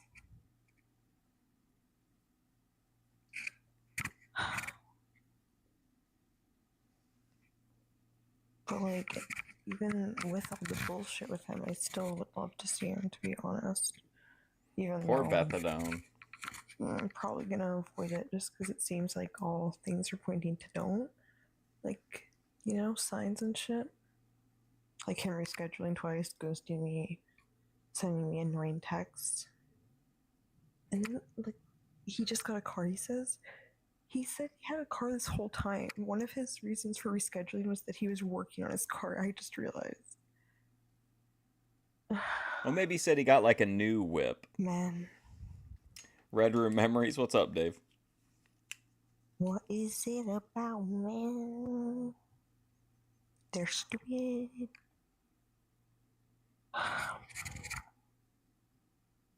Oh, by the way, this bedtime breakdown is red because I have it on red.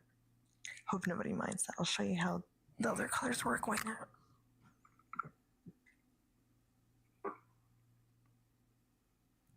I saw Grace has a... She's working on like a more streamer-like background. She was using the Twitch purple during the Jedi thing. Correct. You? Oh, you? Oh, that's great. That one.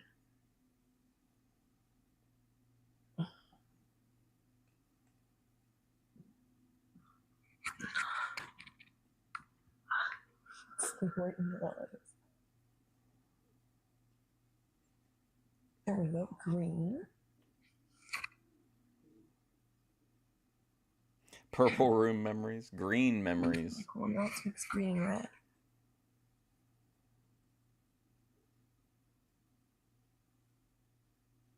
Christmassy. Christmassy? I fucking hate this remote now. Oh, now I've blinded myself. True, Randy. By the way, my shirt says, he probably just wants to keep her on the hook, you know? And then just actually show up when it's, like, anyway, convenient. I don't have much else to say. I just wanted to do a bedtime breakdown because some of you said you missed it. And that tickles me, and I'm glad to bring it back. Everyone have a good night. Kisses from me to you. Have a blessed night as well. All right, then of course next we've got our famous southern racist Vinnie Sluga foot fetish model run coming up with the Heathen, who had some great content over the weekend, which maybe I'll try to figure out some way to get it in the archive one way or another, but of covering like these bikers that were in town or some kind of local event. And he's got some dash cam footage, and he's calling this cop from the Galveston Police Department a liar, so I thought that would be worth checking out. And then we've got the infamous Vinnie Sluga going to McDonald's clip that Cody Turbo told us about. And then, of course, Flexem.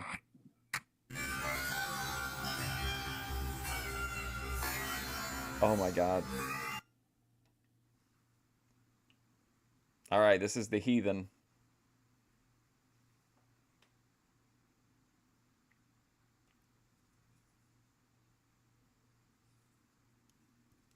Well, this looks like a... Is this the police footage?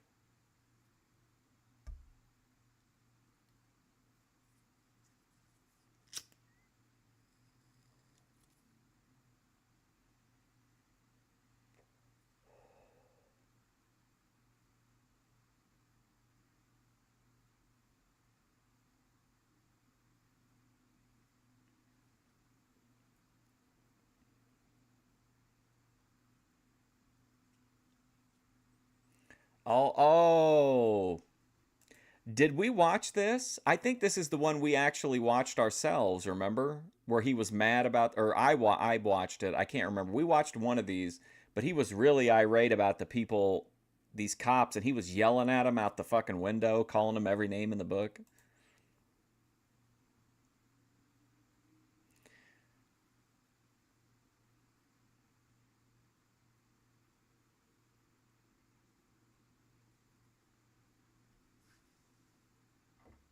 He was very upset about the police blocking the road.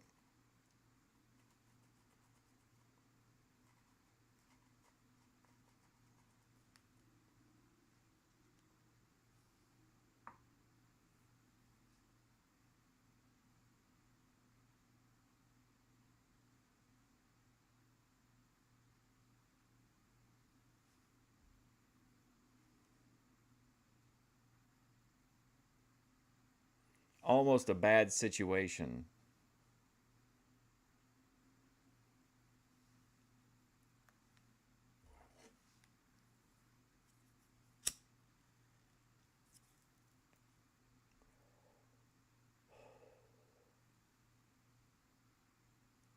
Oh. Almost a bad situation. You see him come out there, Linda? City truck driving illegally. Try to go around me. Did you see that, Linda? Sure did. With eye contact with the driver. Hang on. I am cursing loudly. Well, why'd he mute it, I wonder?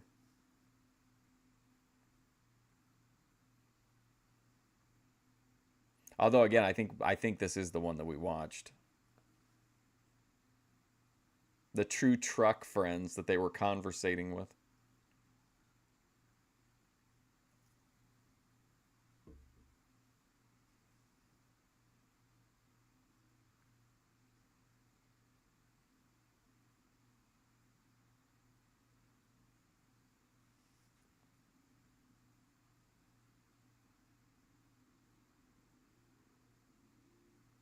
There's another city truck. Eye contact with the driver of the truck. I am cursing.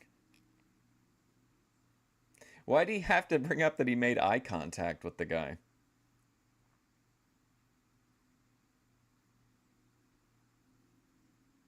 We need to watch this whole thing sometime. We need to devote some time and just follow this entire weekend of Heathen content. Figure this out.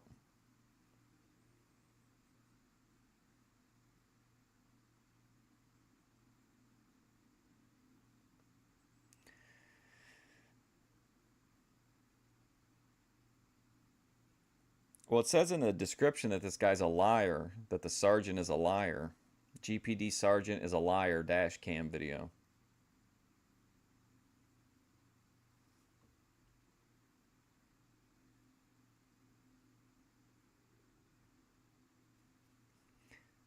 Yeah, maybe he was just trying to like,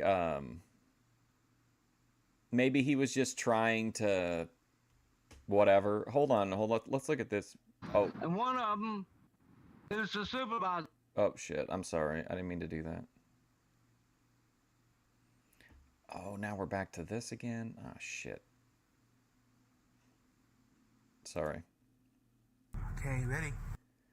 All right, this is Vinnie Sluga. If we have time, we'll go and watch the one where he talks to Sergeant Alahar. I was going to click it there, but then it would take me out of the playlist.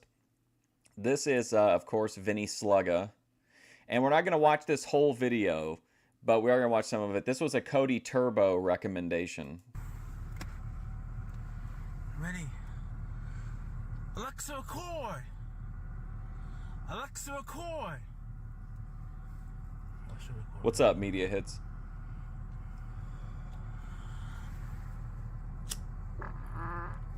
Oh my god, wow! Dude, wow.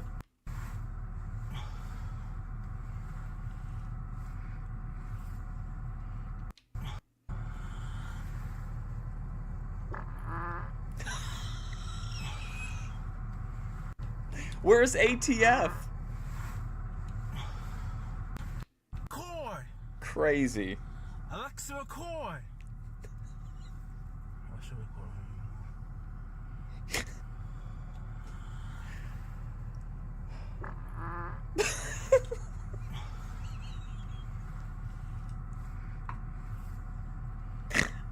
Just keep never stop never stop rolling, damn it.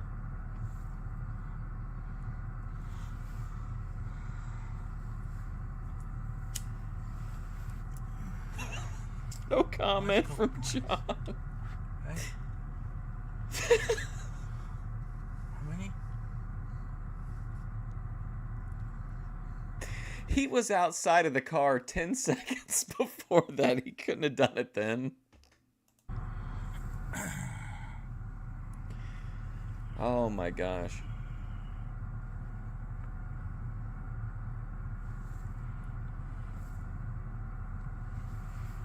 What's the holdup? Has John been knocked out behind the wheel? Huh? Huh? What? What do you ordered? Ordered your pub. By you, though.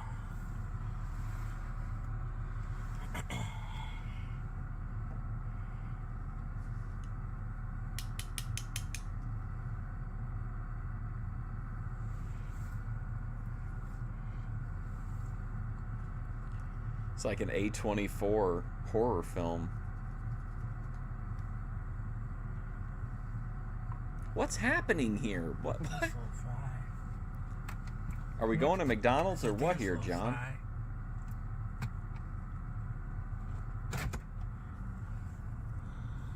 Oh, here we go. Alexa, record. Recording traffic stop. How come we never see that footage? So watch what home. Huh? The end of Daddy Cornstarn.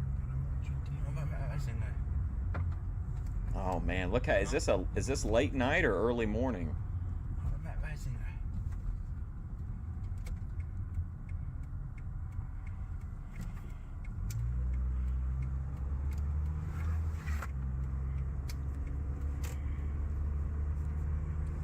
Man, what a carrion call to start it off with, though.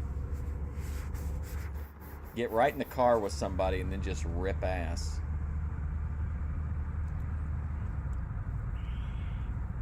And Vinny has no chill. There's just not sure about Thanksgiving, you know? Vinny is not sure about Thanksgiving. There's just not sure about Thanksgiving, you know? It depends on the dog, you know? So maybe his last Thanksgiving with us, you know? Oh, he's worried about his the health of his dog. So, you know? An ongoing story right now. You know? That's what Mom said, you know?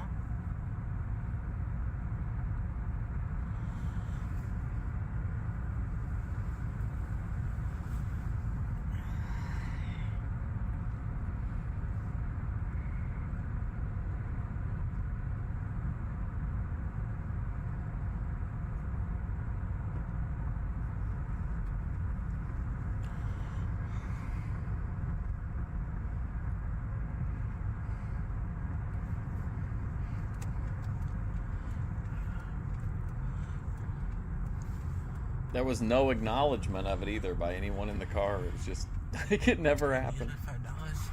No. Why? Huh? Huh? Boyd favorite Dollar Tree in the background.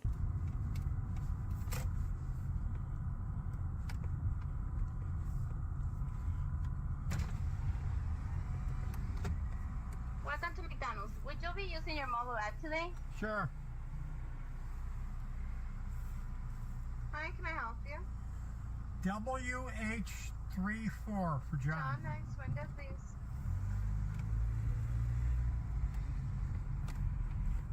Jewel Osco, man, it's always kind of a thrill when you see the old Jewel Osco.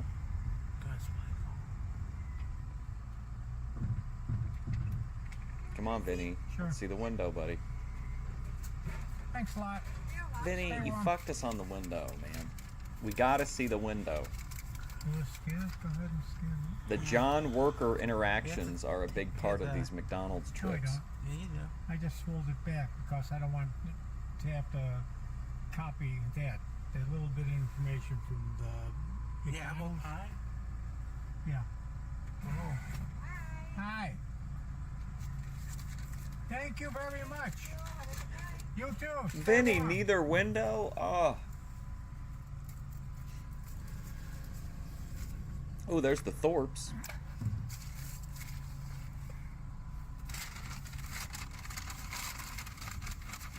Put those in there. Yeah.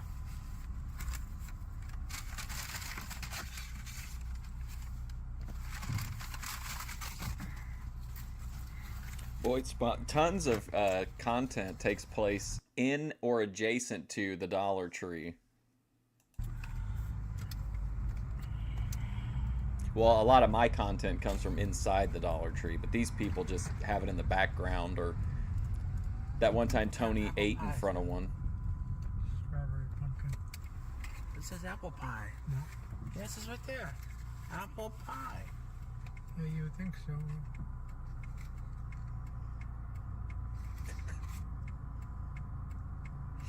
Does it say apple pie? No. Huh? No. They give you apple pie? Nope. They gave me strawberry cream. You should go. It's fine. McDonald's did a wrong turn. What was that? Strawberry cream. We should go. It's fine. McDonald's did a wrong turn. Let me save you some? No, I want apple. All a boy lived in one city, it'd be a complete disaster. We'd have to have like 24/7 riot police to keep the toxic ones from preying upon the non-tenters. We'll take one by soon. We'll see, you know. Depends on how you feel, you know. So a lot of appointments this week, you know. And next week, you know. Because we have appointments next week too. You know? Alexa, record!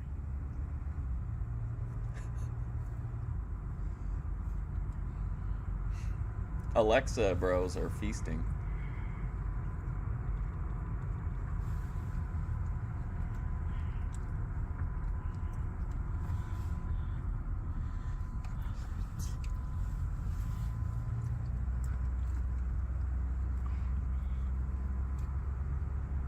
First promo on McDonald's, yep.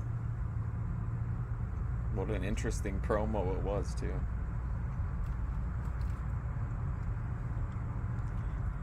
McDonald's, you did a wrong turn. Let me tell you something, McDonald's.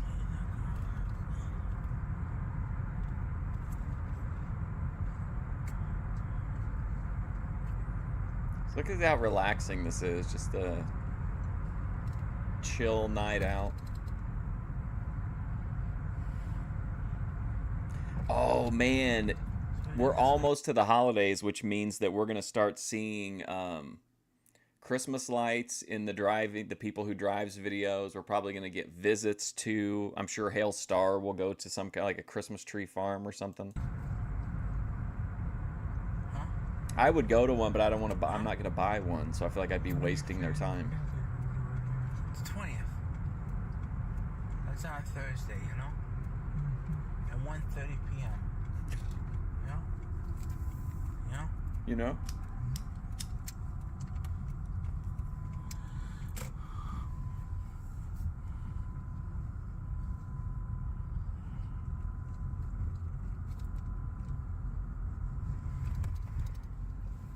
We're only going to watch till they get home, but I do just want to peek ahead and see what the hell else could possibly be on this. Just so you could see it. Someone saw it from their front yard, you know? The Northern Lights. Yeah, we that way. Why didn't he take the pie back? He was right there.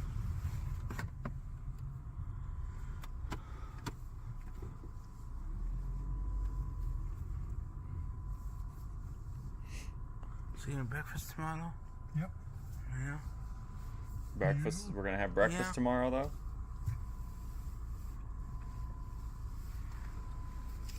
I think Vinnie is more of a... I think he is mentally healthier from his outlook on the world and everything than Eric McHenry is. Eric's very negative and, like, puts stuff off. Vinnie is very, like, live in the now. Like, Eric McHenry will be like, oh my god, I can't think of a topic for a 3-minute video. Vinnie will just literally film absolutely nothing happening and post 12 hours of it. Like, without even blinking an eye. Like, Vinnie's got it figured out.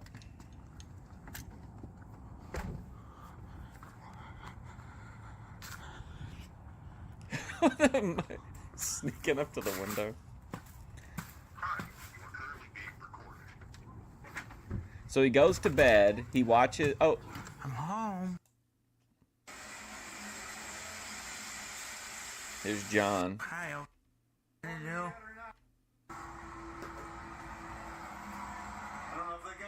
How do you do? You. Look, hi. Look, hi, over here.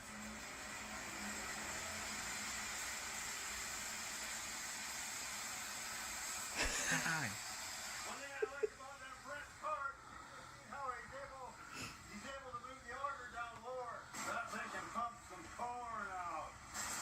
We're gonna dump some corn out. So he just films himself watching this entire program on YouTube, just watching YouTube videos. 674, probably 600 some bushel cart. This one here is 1396. Here we go. He get you anything, Mama? Huh? No. How's Bobo? Bobo. Quiet. So wanna watch a movie? So wanna watch a movie? Yeah, probably. Huh?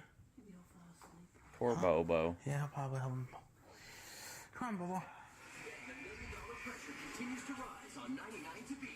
Camera. Camera. Camera.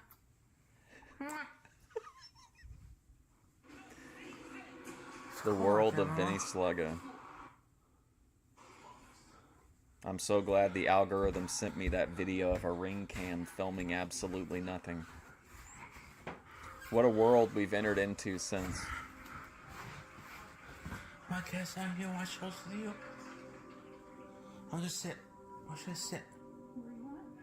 I'm just gonna use my DVD player, so it's over there, you know? So I got the charger. Hey, yo, Bo. You did get married 6 years ago. Becky's wedding posted photos. Stop. That's good as pet.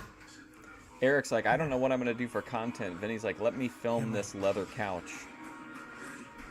Oh, they got sequence. Man, I would take you on, Vinny, in sequence. I'm back, man. You get your crew together. All right.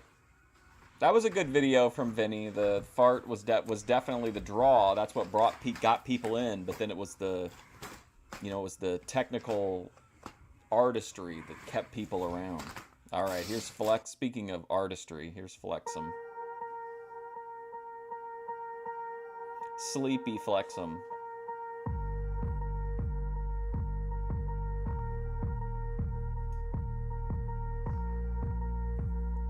Wow.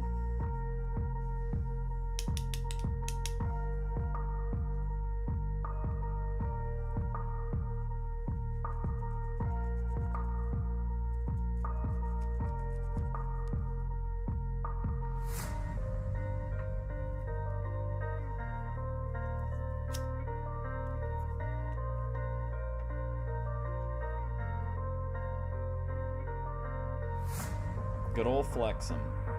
I forget sometimes that she is a foot fetish model because we don't really watch her feet videos. Then I'm like, do we really need to see you tie both shoes? And I'm like, oh yeah, the 90% of our audience, this is what they're here for.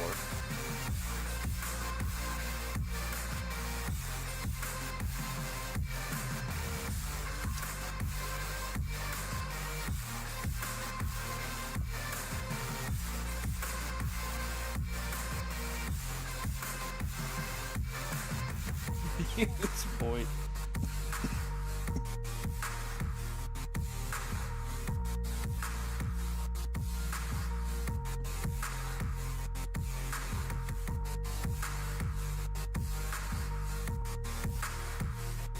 I need to start walking now that it's getting cold outside. It's a good time to start.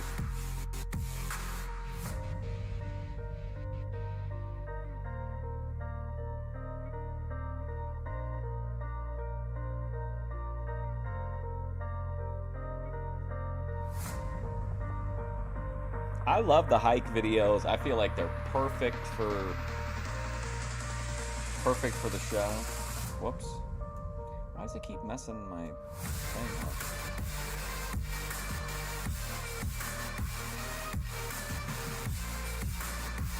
You get to some virtual grass touching, some beautiful scenery.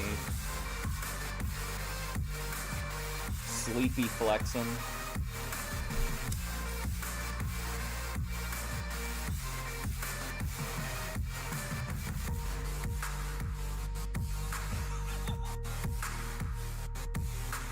Flexem knows what's up.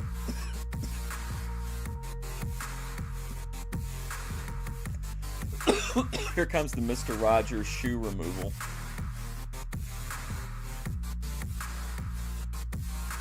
Should be whispered.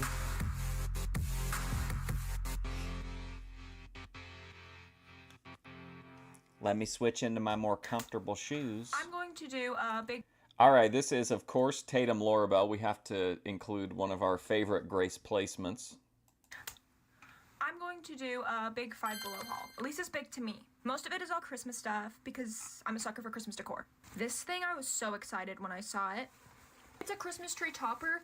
That's a bow, and usually I hate pink Christmas. But I think I'm turning into someone I hate. Because the next thing I got was also pink ribbons. This on top of the tree, and this peppered around the tree. It's gonna be cute. I got this big bell. And these two cute glass houses. Well, she's got to be wifey this Christmas because she moved her dude in. So she's got to kind of, she's got to have that magical first, holiday living together. So at Five Below, they also had really ornaments made of plastic, and I bought them. Got a tomato and cherries. And if you look, the tomato has been violated, so she has an anus. I got ass with anus and titties. Next, I love wrapping paper. I love wrapping paper so much, okay? I love it. So I got two. First, we got Shrek. And it's hideous, right? It's disgusting. But there's a joke in my family that my father looks like Shrek. So I had to get this, and now I'm going to wrap all the gifts he gets this year in this wrapping paper only. This is just cute wrapping paper. It's Hello Kitty. I thought it was $1, but it was $5. The next things I got aren't Christmas related, but they're cute and silly.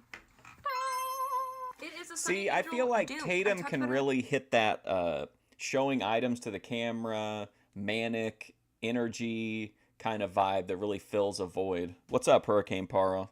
Another video. Look how freaking silly this is. I've always wanted a Sunny Angel on the back of my phone, but I can never find one. So now I got Five Below to do it for me. This little fuggler. He's got a little butthole. Yeah, that's really all I got from Five Below. Christmas hop. Oh. Now I gotta put all this stuff away again. Well, since this is, of course, you're only gonna get good vibes from this channel. Well, this is on his second account, and we've talked about it. But if you don't know, he has a second account that's called the Real Hebrews. And this is quickly becoming one of my favorite YouTubers, to be honest. And I love this loop of him walking irrationally close to traffic while he vlogs. Well, since this is the first video that I'm putting on this account for today. No trespasser lady this time. I just created a couple of some days ago. A week ago. I'm gonna say about a week ago. Yeah, I remember when she caught a media hit. Because the videos ain't been over here over a week. So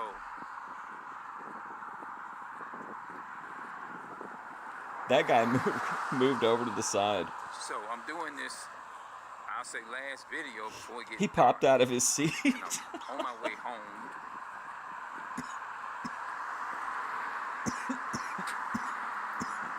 I really like him. I'm liking him more and more. Since I'm thinking about it, like this, I keep on forgetting. I got to read that scripture to, it's in Deuteronomy 4 and verse, I forgot the verse, 13 or something. You're not surprised? You're surprised no one's yelled at him? Maybe we could do like we used to do split streams, remember, where it'd be like Jimmy and Savvy Guy, like half and half. Maybe we could do like one of him and Heathen to get some of the Heathen lore out of the way and then get more lore on this guy. Something like that. I might be all kind of off with the verse. But it's talking about how you should train your kids up.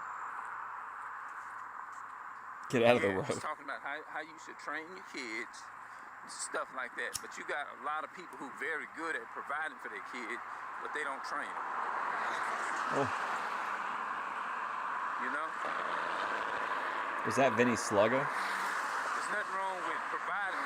Oh my God. I'm all for you doing that. You're supposed to do that. Oh man, this is amazing. But if you just providing for them and you ain't teaching them the right way or anything of that nature, then you gon' then obviously you gon' I don't know why I worry about it. Like we could just do whatever. You ain't gonna get nowhere with them. There aren't really any rules about what we have to watch. Within reason. No, you ain't gonna get nowhere Uh-oh. Yeah, you ain't gonna get nowhere with them.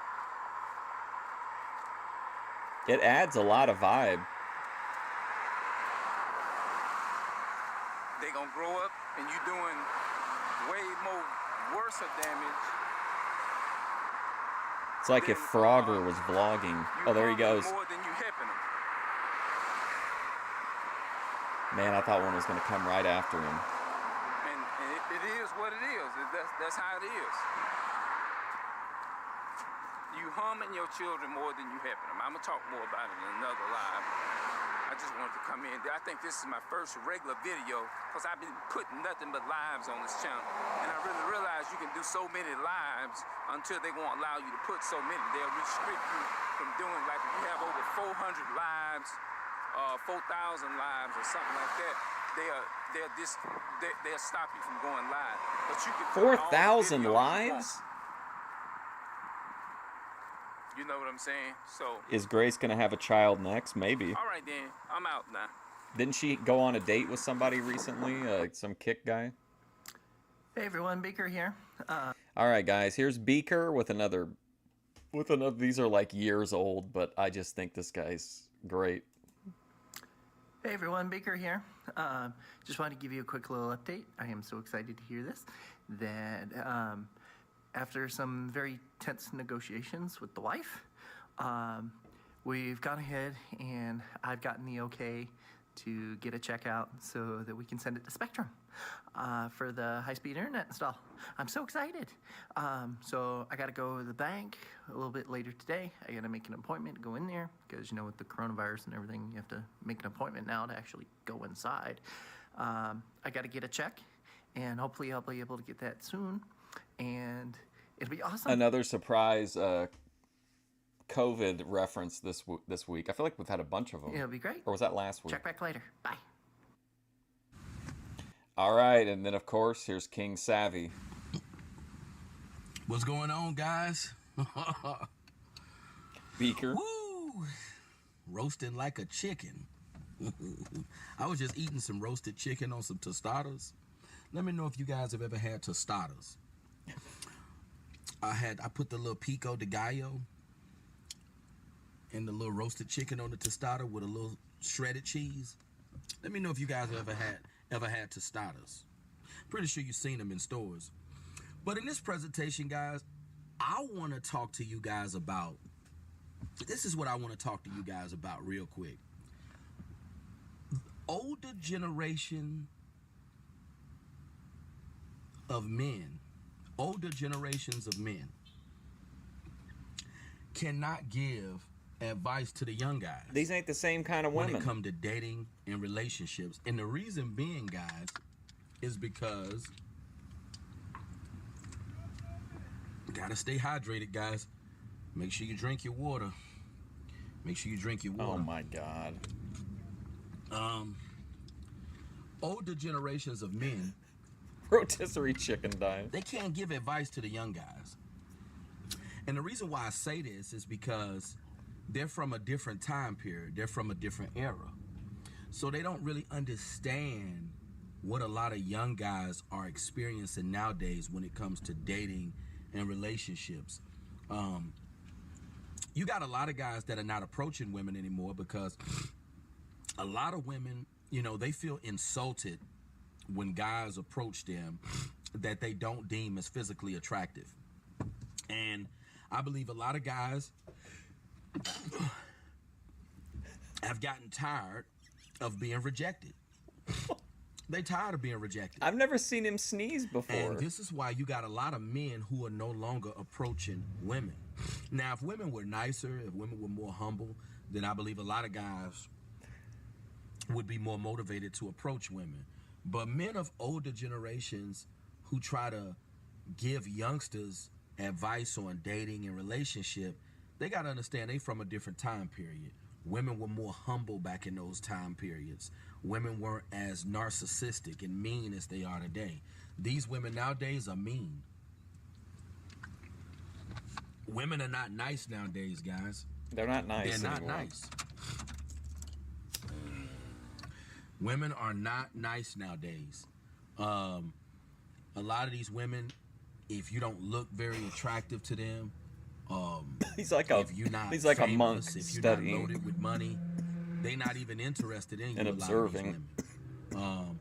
I feel women's standards, especially nowadays, are just totally unrealistic, and this is why a lot of guys are suffering in loneliness. And when the older guys try to give younger guys advice about women, they talking about how things were when they were coming along.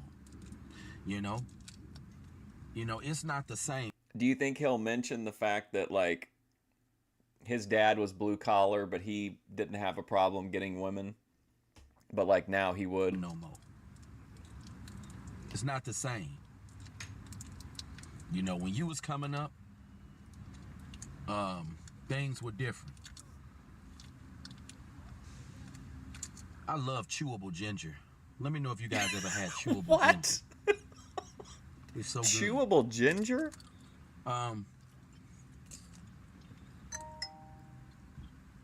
Okay, should I do a chewable ginger taste test?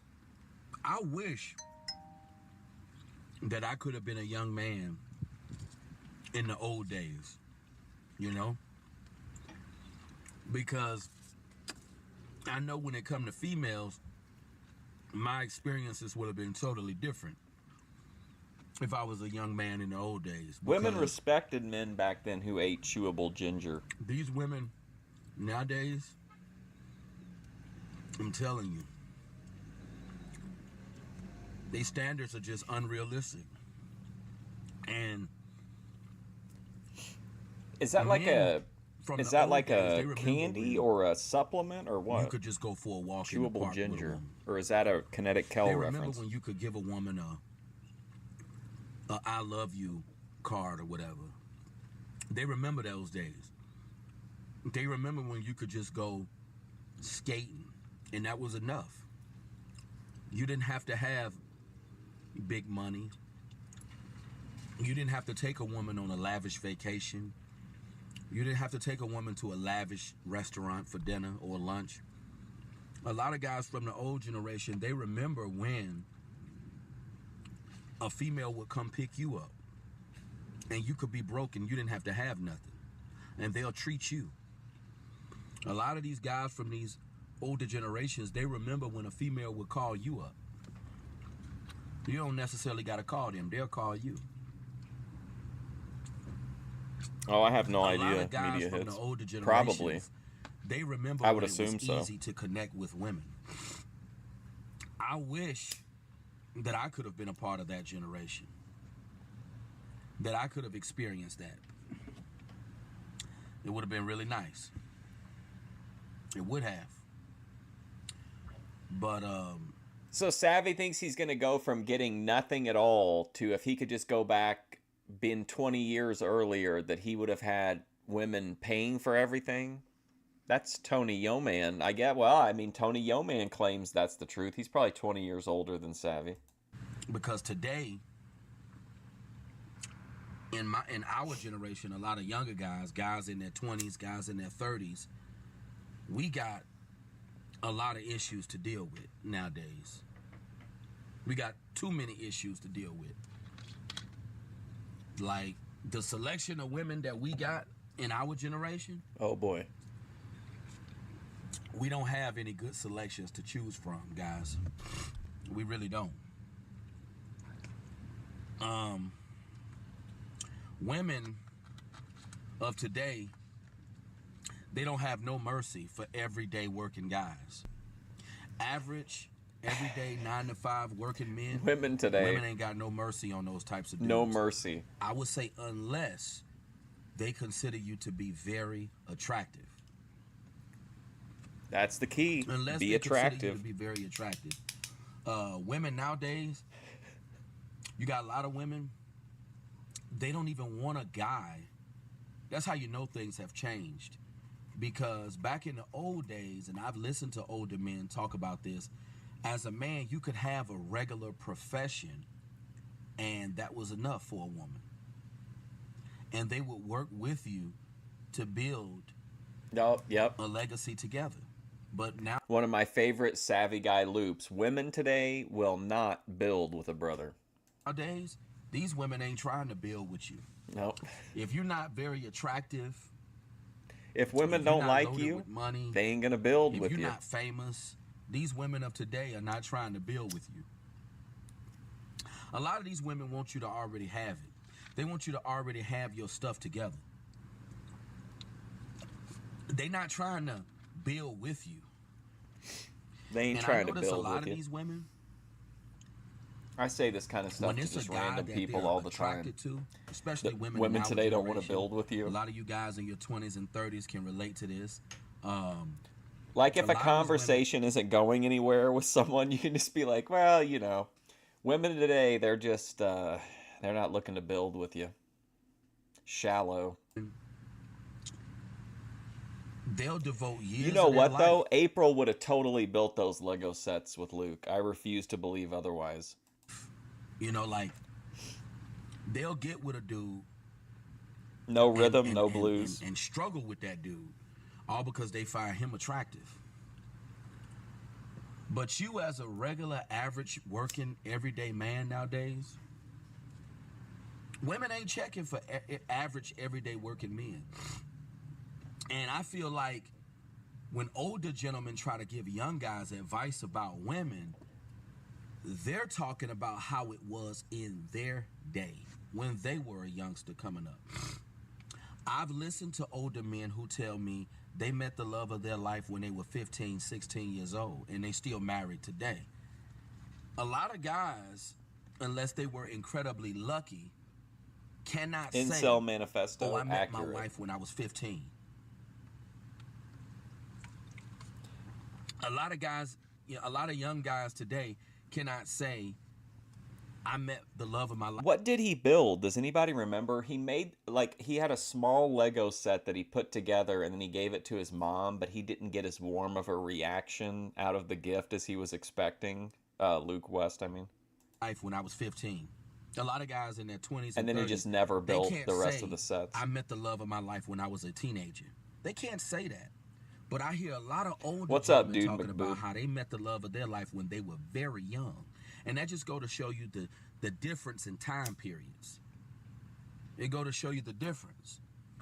So, older gentlemen who met their wife, when they were very young, what advice can they give to guys in their 20s and 30s who never had nobody, who've been rejected their whole life? What advice can these men really give us? You know? Not the whole thing, Parbs. And yes, of course, it's 100% cope in my opinion. If Savvy wanted to, here's the whole key to it though, okay? If Savvy was willing to looks match, he could find a girlfriend. I'm 100, even with his personality. Now, if he would looks match and like tone down the negativity and just exist, I think he could probably get, you know, maybe move up a little bit. But if he looks, that's always the issue, is looks matching. A lot of these guys don't want to looks match, except for that one guy in Shy Boys. Remember, he said he would go to war, and the bloodiest war, and crawl through barbed wire if it meant he could have a fat girl forever. Back when he was coming up, if a woman found you attractive or whatever, they would invest in you. And he's the virgin, dude, McBoob. He's never got no pussy. pussy. Make it easy for you to hook up with them. So that just go to show you the difference in time period. When a female would actually come pick you up. I've heard guys talk about this. When a female would actually take you out, and you ain't gotta have no money. Oh, that Savvy. Is a whole different generation. This is why I say older gentlemen can't give young guys advice about women, because they're from a different era. They're from a whole different time period.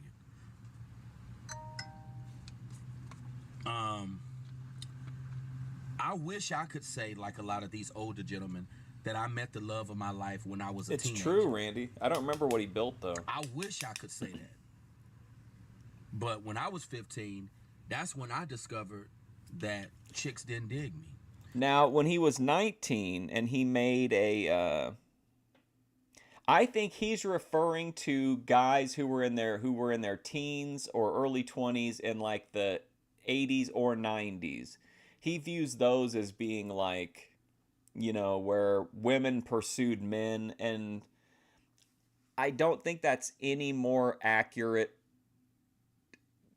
I don't think that's accurate at all. I mean, I think some of them did, but it's not like, I don't think it was like significantly different, you know? Well, I ain't gonna. When I was 15, that's when I really came to the realization that isn't it funny how certain He acts men like say there were like a lot of these arranged older men, marriages they or met their wife something. when they were teenagers, but a lot of guys like myself and a lot of other guys, we realized that we was gonna be alone for the rest of our lives when we were teenagers. Oh, but when he was 19, he had an opportunity to get laid, but he didn't have a condom. And then he made a whole song about it, but then the girl thought that he was gay and told everyone that he was gay because he wouldn't have sex with her. He wasn't gonna have a wife. And then that was it. That was his one teenagers. window. You know, that just go to show Good times. If he was around in the good times, he'd have had women buying him show you dinner. how different the times are, because a lot of guys, they realized that chicks wasn't gonna like them when they were teenagers. I think Savvy would benefit too from understanding that what a high value or a desirable male is to one girl is something completely different to another girl, and stop fixating that there's only this one narrow like door that you can walk through to get a partner or to get laid. Like I think that's just wildly inaccurate. So you see how that's like day and night. Older men, they met the love of their life when they was teenagers. Guys in our generation, we realized that we was gonna be alone for the rest of our lives when we were teenagers. That just go to show you the difference in time periods. But Savvy'd be too lazy to go hit a woman over the head with a club in the caveman days. It's rough out here, guys. And it's just sad that we had to be part of this generation. So I just wanted to make this presentation just to say, older gentlemen. Remember when he made a plea to Donald Trump to open an institute for the involuntary? Have some compassion and empathy. Give him some money to pursue his hobbies. Schooling young guys on advice about women. I think he does seem like a nice guy. I would talk with him.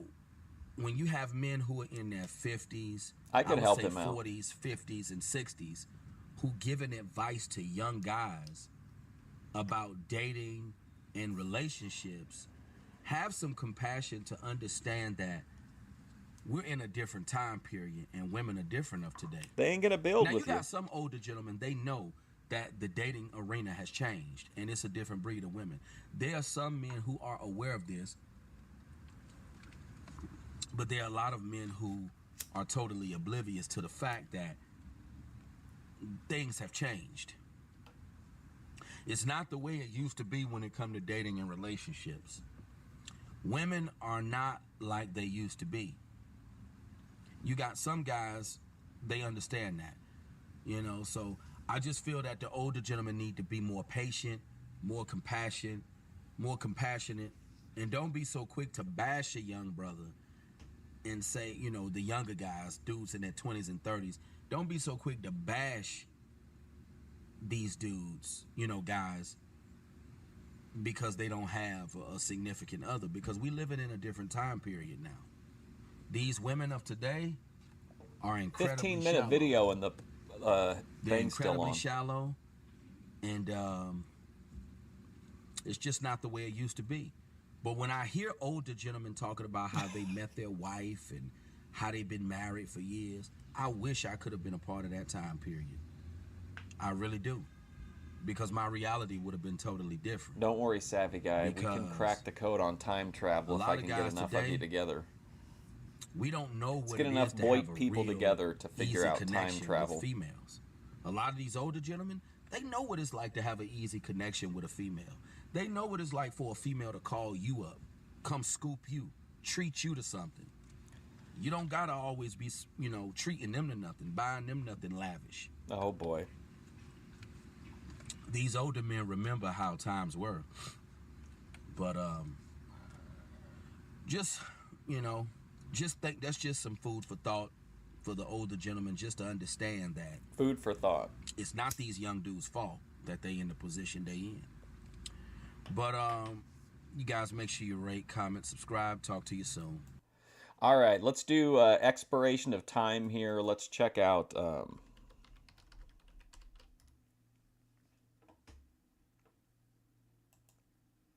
let's check out our good buddy Hurricane Paro. Sorry. Okay, here we go. It's called WWE Provider Series. No, you don't. You think you do, but you don't. Fuck out of here. But yeah. Hold on. Let's pick it up here. Me and Great Pill, Mackenzie, I got some good news. Me and Great Pill finally talk again. We got along for some reason, but I'm gonna try my best to see what's going on. I already told Moxie. I told Moxie about it, and I sent her the video, you know, the timestamp of she said that. Good night, ECP. Good night.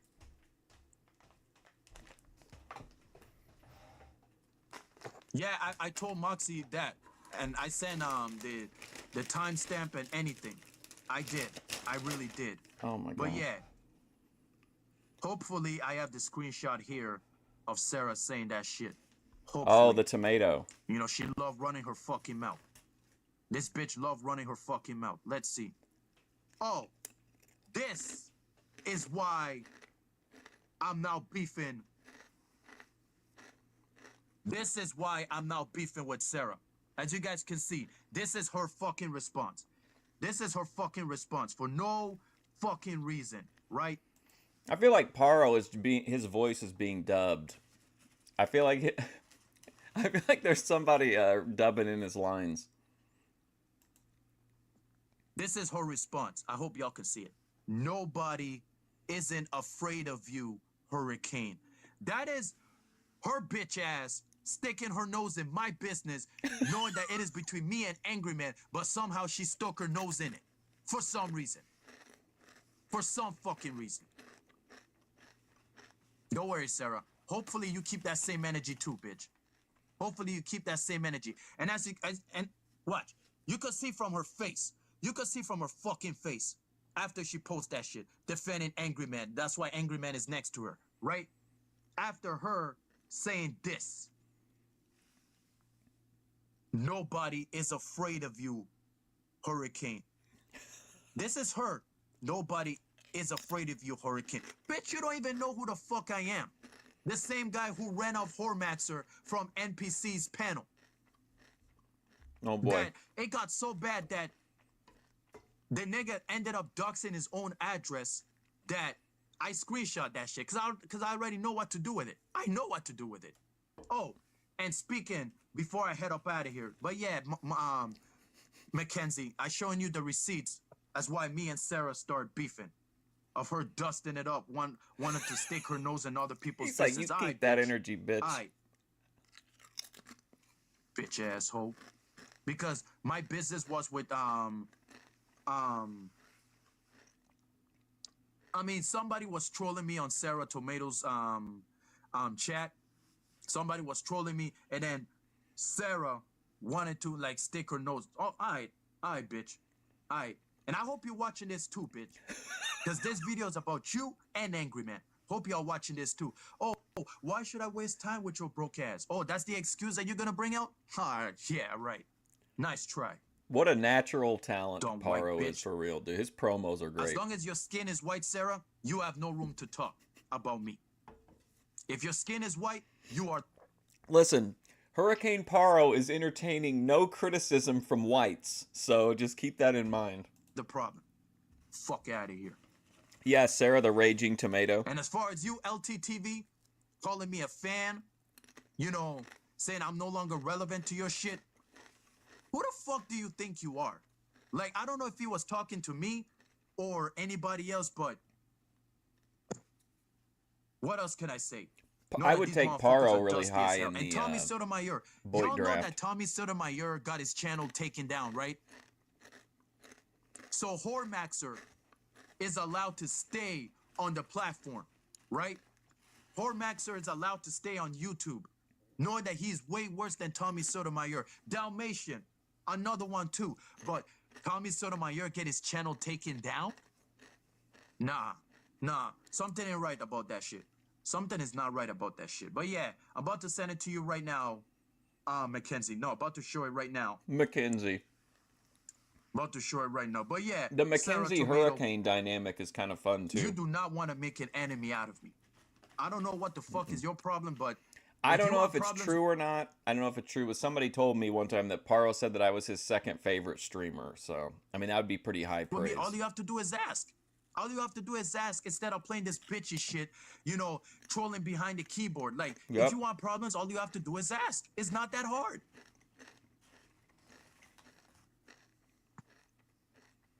You know I'm not a Sarah Tomato fan. Of course. You want to know something? Nobody is. Nobody's a Sarah You were Tomato the fan. first one. Like, when it comes to talking about Sarah, you were the one that told me, oh, I cannot stand, like, I can't stand that bitch or so. And I get it, Mackenzie. Now I see why you cannot stand I'm this Team woman. And I Paro. don't blame you, man. I don't blame you, Mackenzie. This is the woman that warned me from Sarah, which is Mackenzie. And I want to thank Mackenzie. you. Thank you, Mackenzie. Yeah. Because I could see why you told me that you don't trust her. And I could see. Like, can we get W's in the chat for Mackenzie? Please. W's in the chat for Let's Mackenzie. get W's in the chat. Because Mackenzie, like, y'all can say whatever y'all want about her, but Mackenzie is a real one. And she knows what's real. Like I said, real, recognize real. Like, anytime she sees a bullshit, she always called it out. She always. Like, shout out to you, Mackie. Shout out to you. You are a real one. Real one. What? But yeah, this is Brother Jumbie sending the super chat. It has something to do with it. Oh, wow. And something year to this year. He's MIA now. And something is telling me that LT and Jumbie probably has something to do with it. Who knows? LT always keeps saying, oh, I'm connected with anybody in my goddamn city. I'm from Castrax, ESAP, whatever that he say. Brother Jumbie say, oh, I got the young niggas lurking, oh, this and that. Like, What's wrong with this guy? What do you mean? I think he's saying, like, hold on. what's I gotta right with skip this all guy of is this everything. Before I get into the other part. Hold on. The fuck? But yeah. Yo, I ain't gonna lie. I don't even want to ask questions about this. I want to leave this alone, but this is interesting. Are you serious, Brother Jumbie? Is this some real shit? Yeah, he always sends me a link whenever he does a live stream. He'll send me the link afterwards so I can go check it out. Like, what is going on out here? I'm seeing this, and I'm like, what the hell was... Yo, no way, man. This is Brother Jumbie talking shit in his chat. All right. Flacco, I want to say this. You are very masterful gambit by you. Masterful gambit.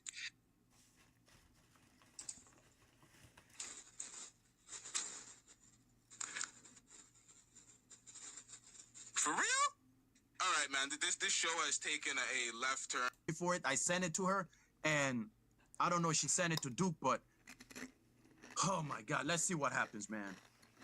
Let's see what happens. What? Imagine you're just like a normal person and you're scrolling through and this comes up in your algorithm and you just see this guy in this lime green room or mint green room. Exactly. He doesn't ranting live in into the Ontario. camera. Here's what happens, Mackenzie. Duke stated that he's going to pull up to Duke Ontario stated. to fight LTTV because LTTV low-key requested to fight with Duke, Okay. right? He requested to fight with Duke because he accused Duke of doxing him on the Discord, knowing that it was Base God that...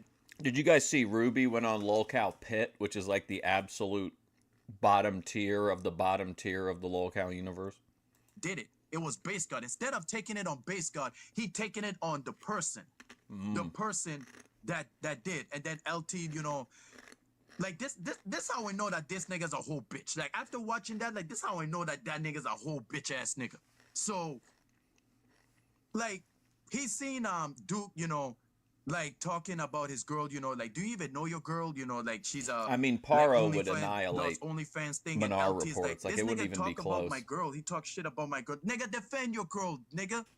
If that was me, you know, like Duke the Don disrespecting my girl, I would look straight to the camera, like I'm looking Duke in the eye and tell him straight up, yo, all that information you said is false. Don't you ever talk that shit about my bitch in your fucking life again. That's exactly what I would have.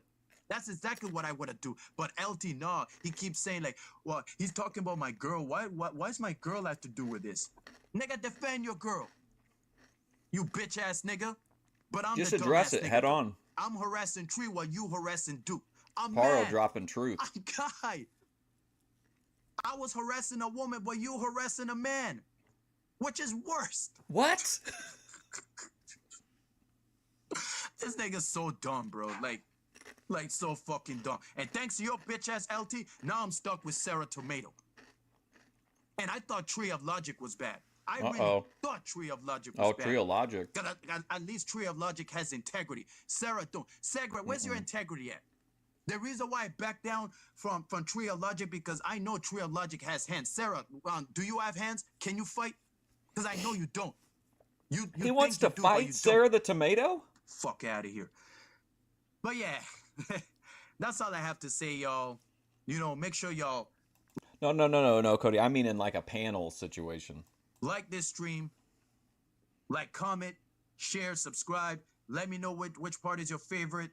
You know, down. But yeah, Mackenzie, LT challenged Duke to a fight, and Duke accepted it. Duke stated that he's gonna pull up to Ontario for that fade. And he's coming all the way to Ontario, right? That's what Duke said, and LT of course turned it down.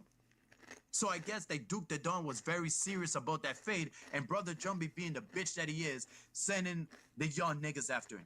Which is a bitch move, by the way. What a great show from Paro. Random niggas that don't know your ops to do and your we only dirty watched like a few minutes of it. It's a 2.5 hour stream, so definitely go over to, well, you can see it here, Hurricane Paro. He's got a picture of the Undertaker as his profile picture. You think that's real nigga behavior? You think that's alpha behavior? Getting dumped on like the bottom tier locale universe nigga. show. You have your beef with one man. You're supposed to deal with that one man as yourself, as a man. Don't be fucking bullshitted involving your homies like to have them fight your battles. That's fired up shit, now. Bro. That's not what real niggas do. But yeah, I'm about to get up out of here. Hold on. I'm about to play the outro. Y'all know the outro. Oh, here comes the outro. Sarah and Angry Man's bitch ass are scared to show up. Y'all let me know, man. Leave a comment, share, subscribe. You know, let me know which part is your favorite. You know, did y'all like this stream? If not, I get it. I understand. Man, the cat was like freaked out. I mean, if y'all don't like it, then I don't know what else to say. Because I got haters. If you don't like it, I got haters. I don't know what to tell you. All over worldwide. Okay? Whether you like it or you don't like it, Hurricane, you better learn to love it because Hurricane Paro is the best thing going today.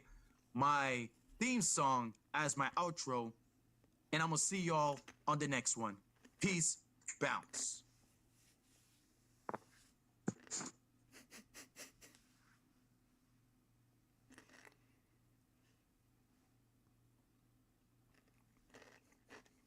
Where's the song? Oh no.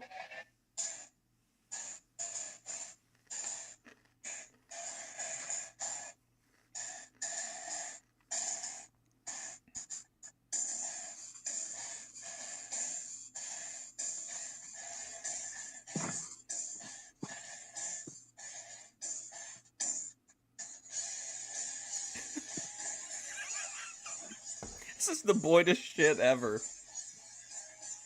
Winner, Paro Lesnar, yes. Wow, how crazy.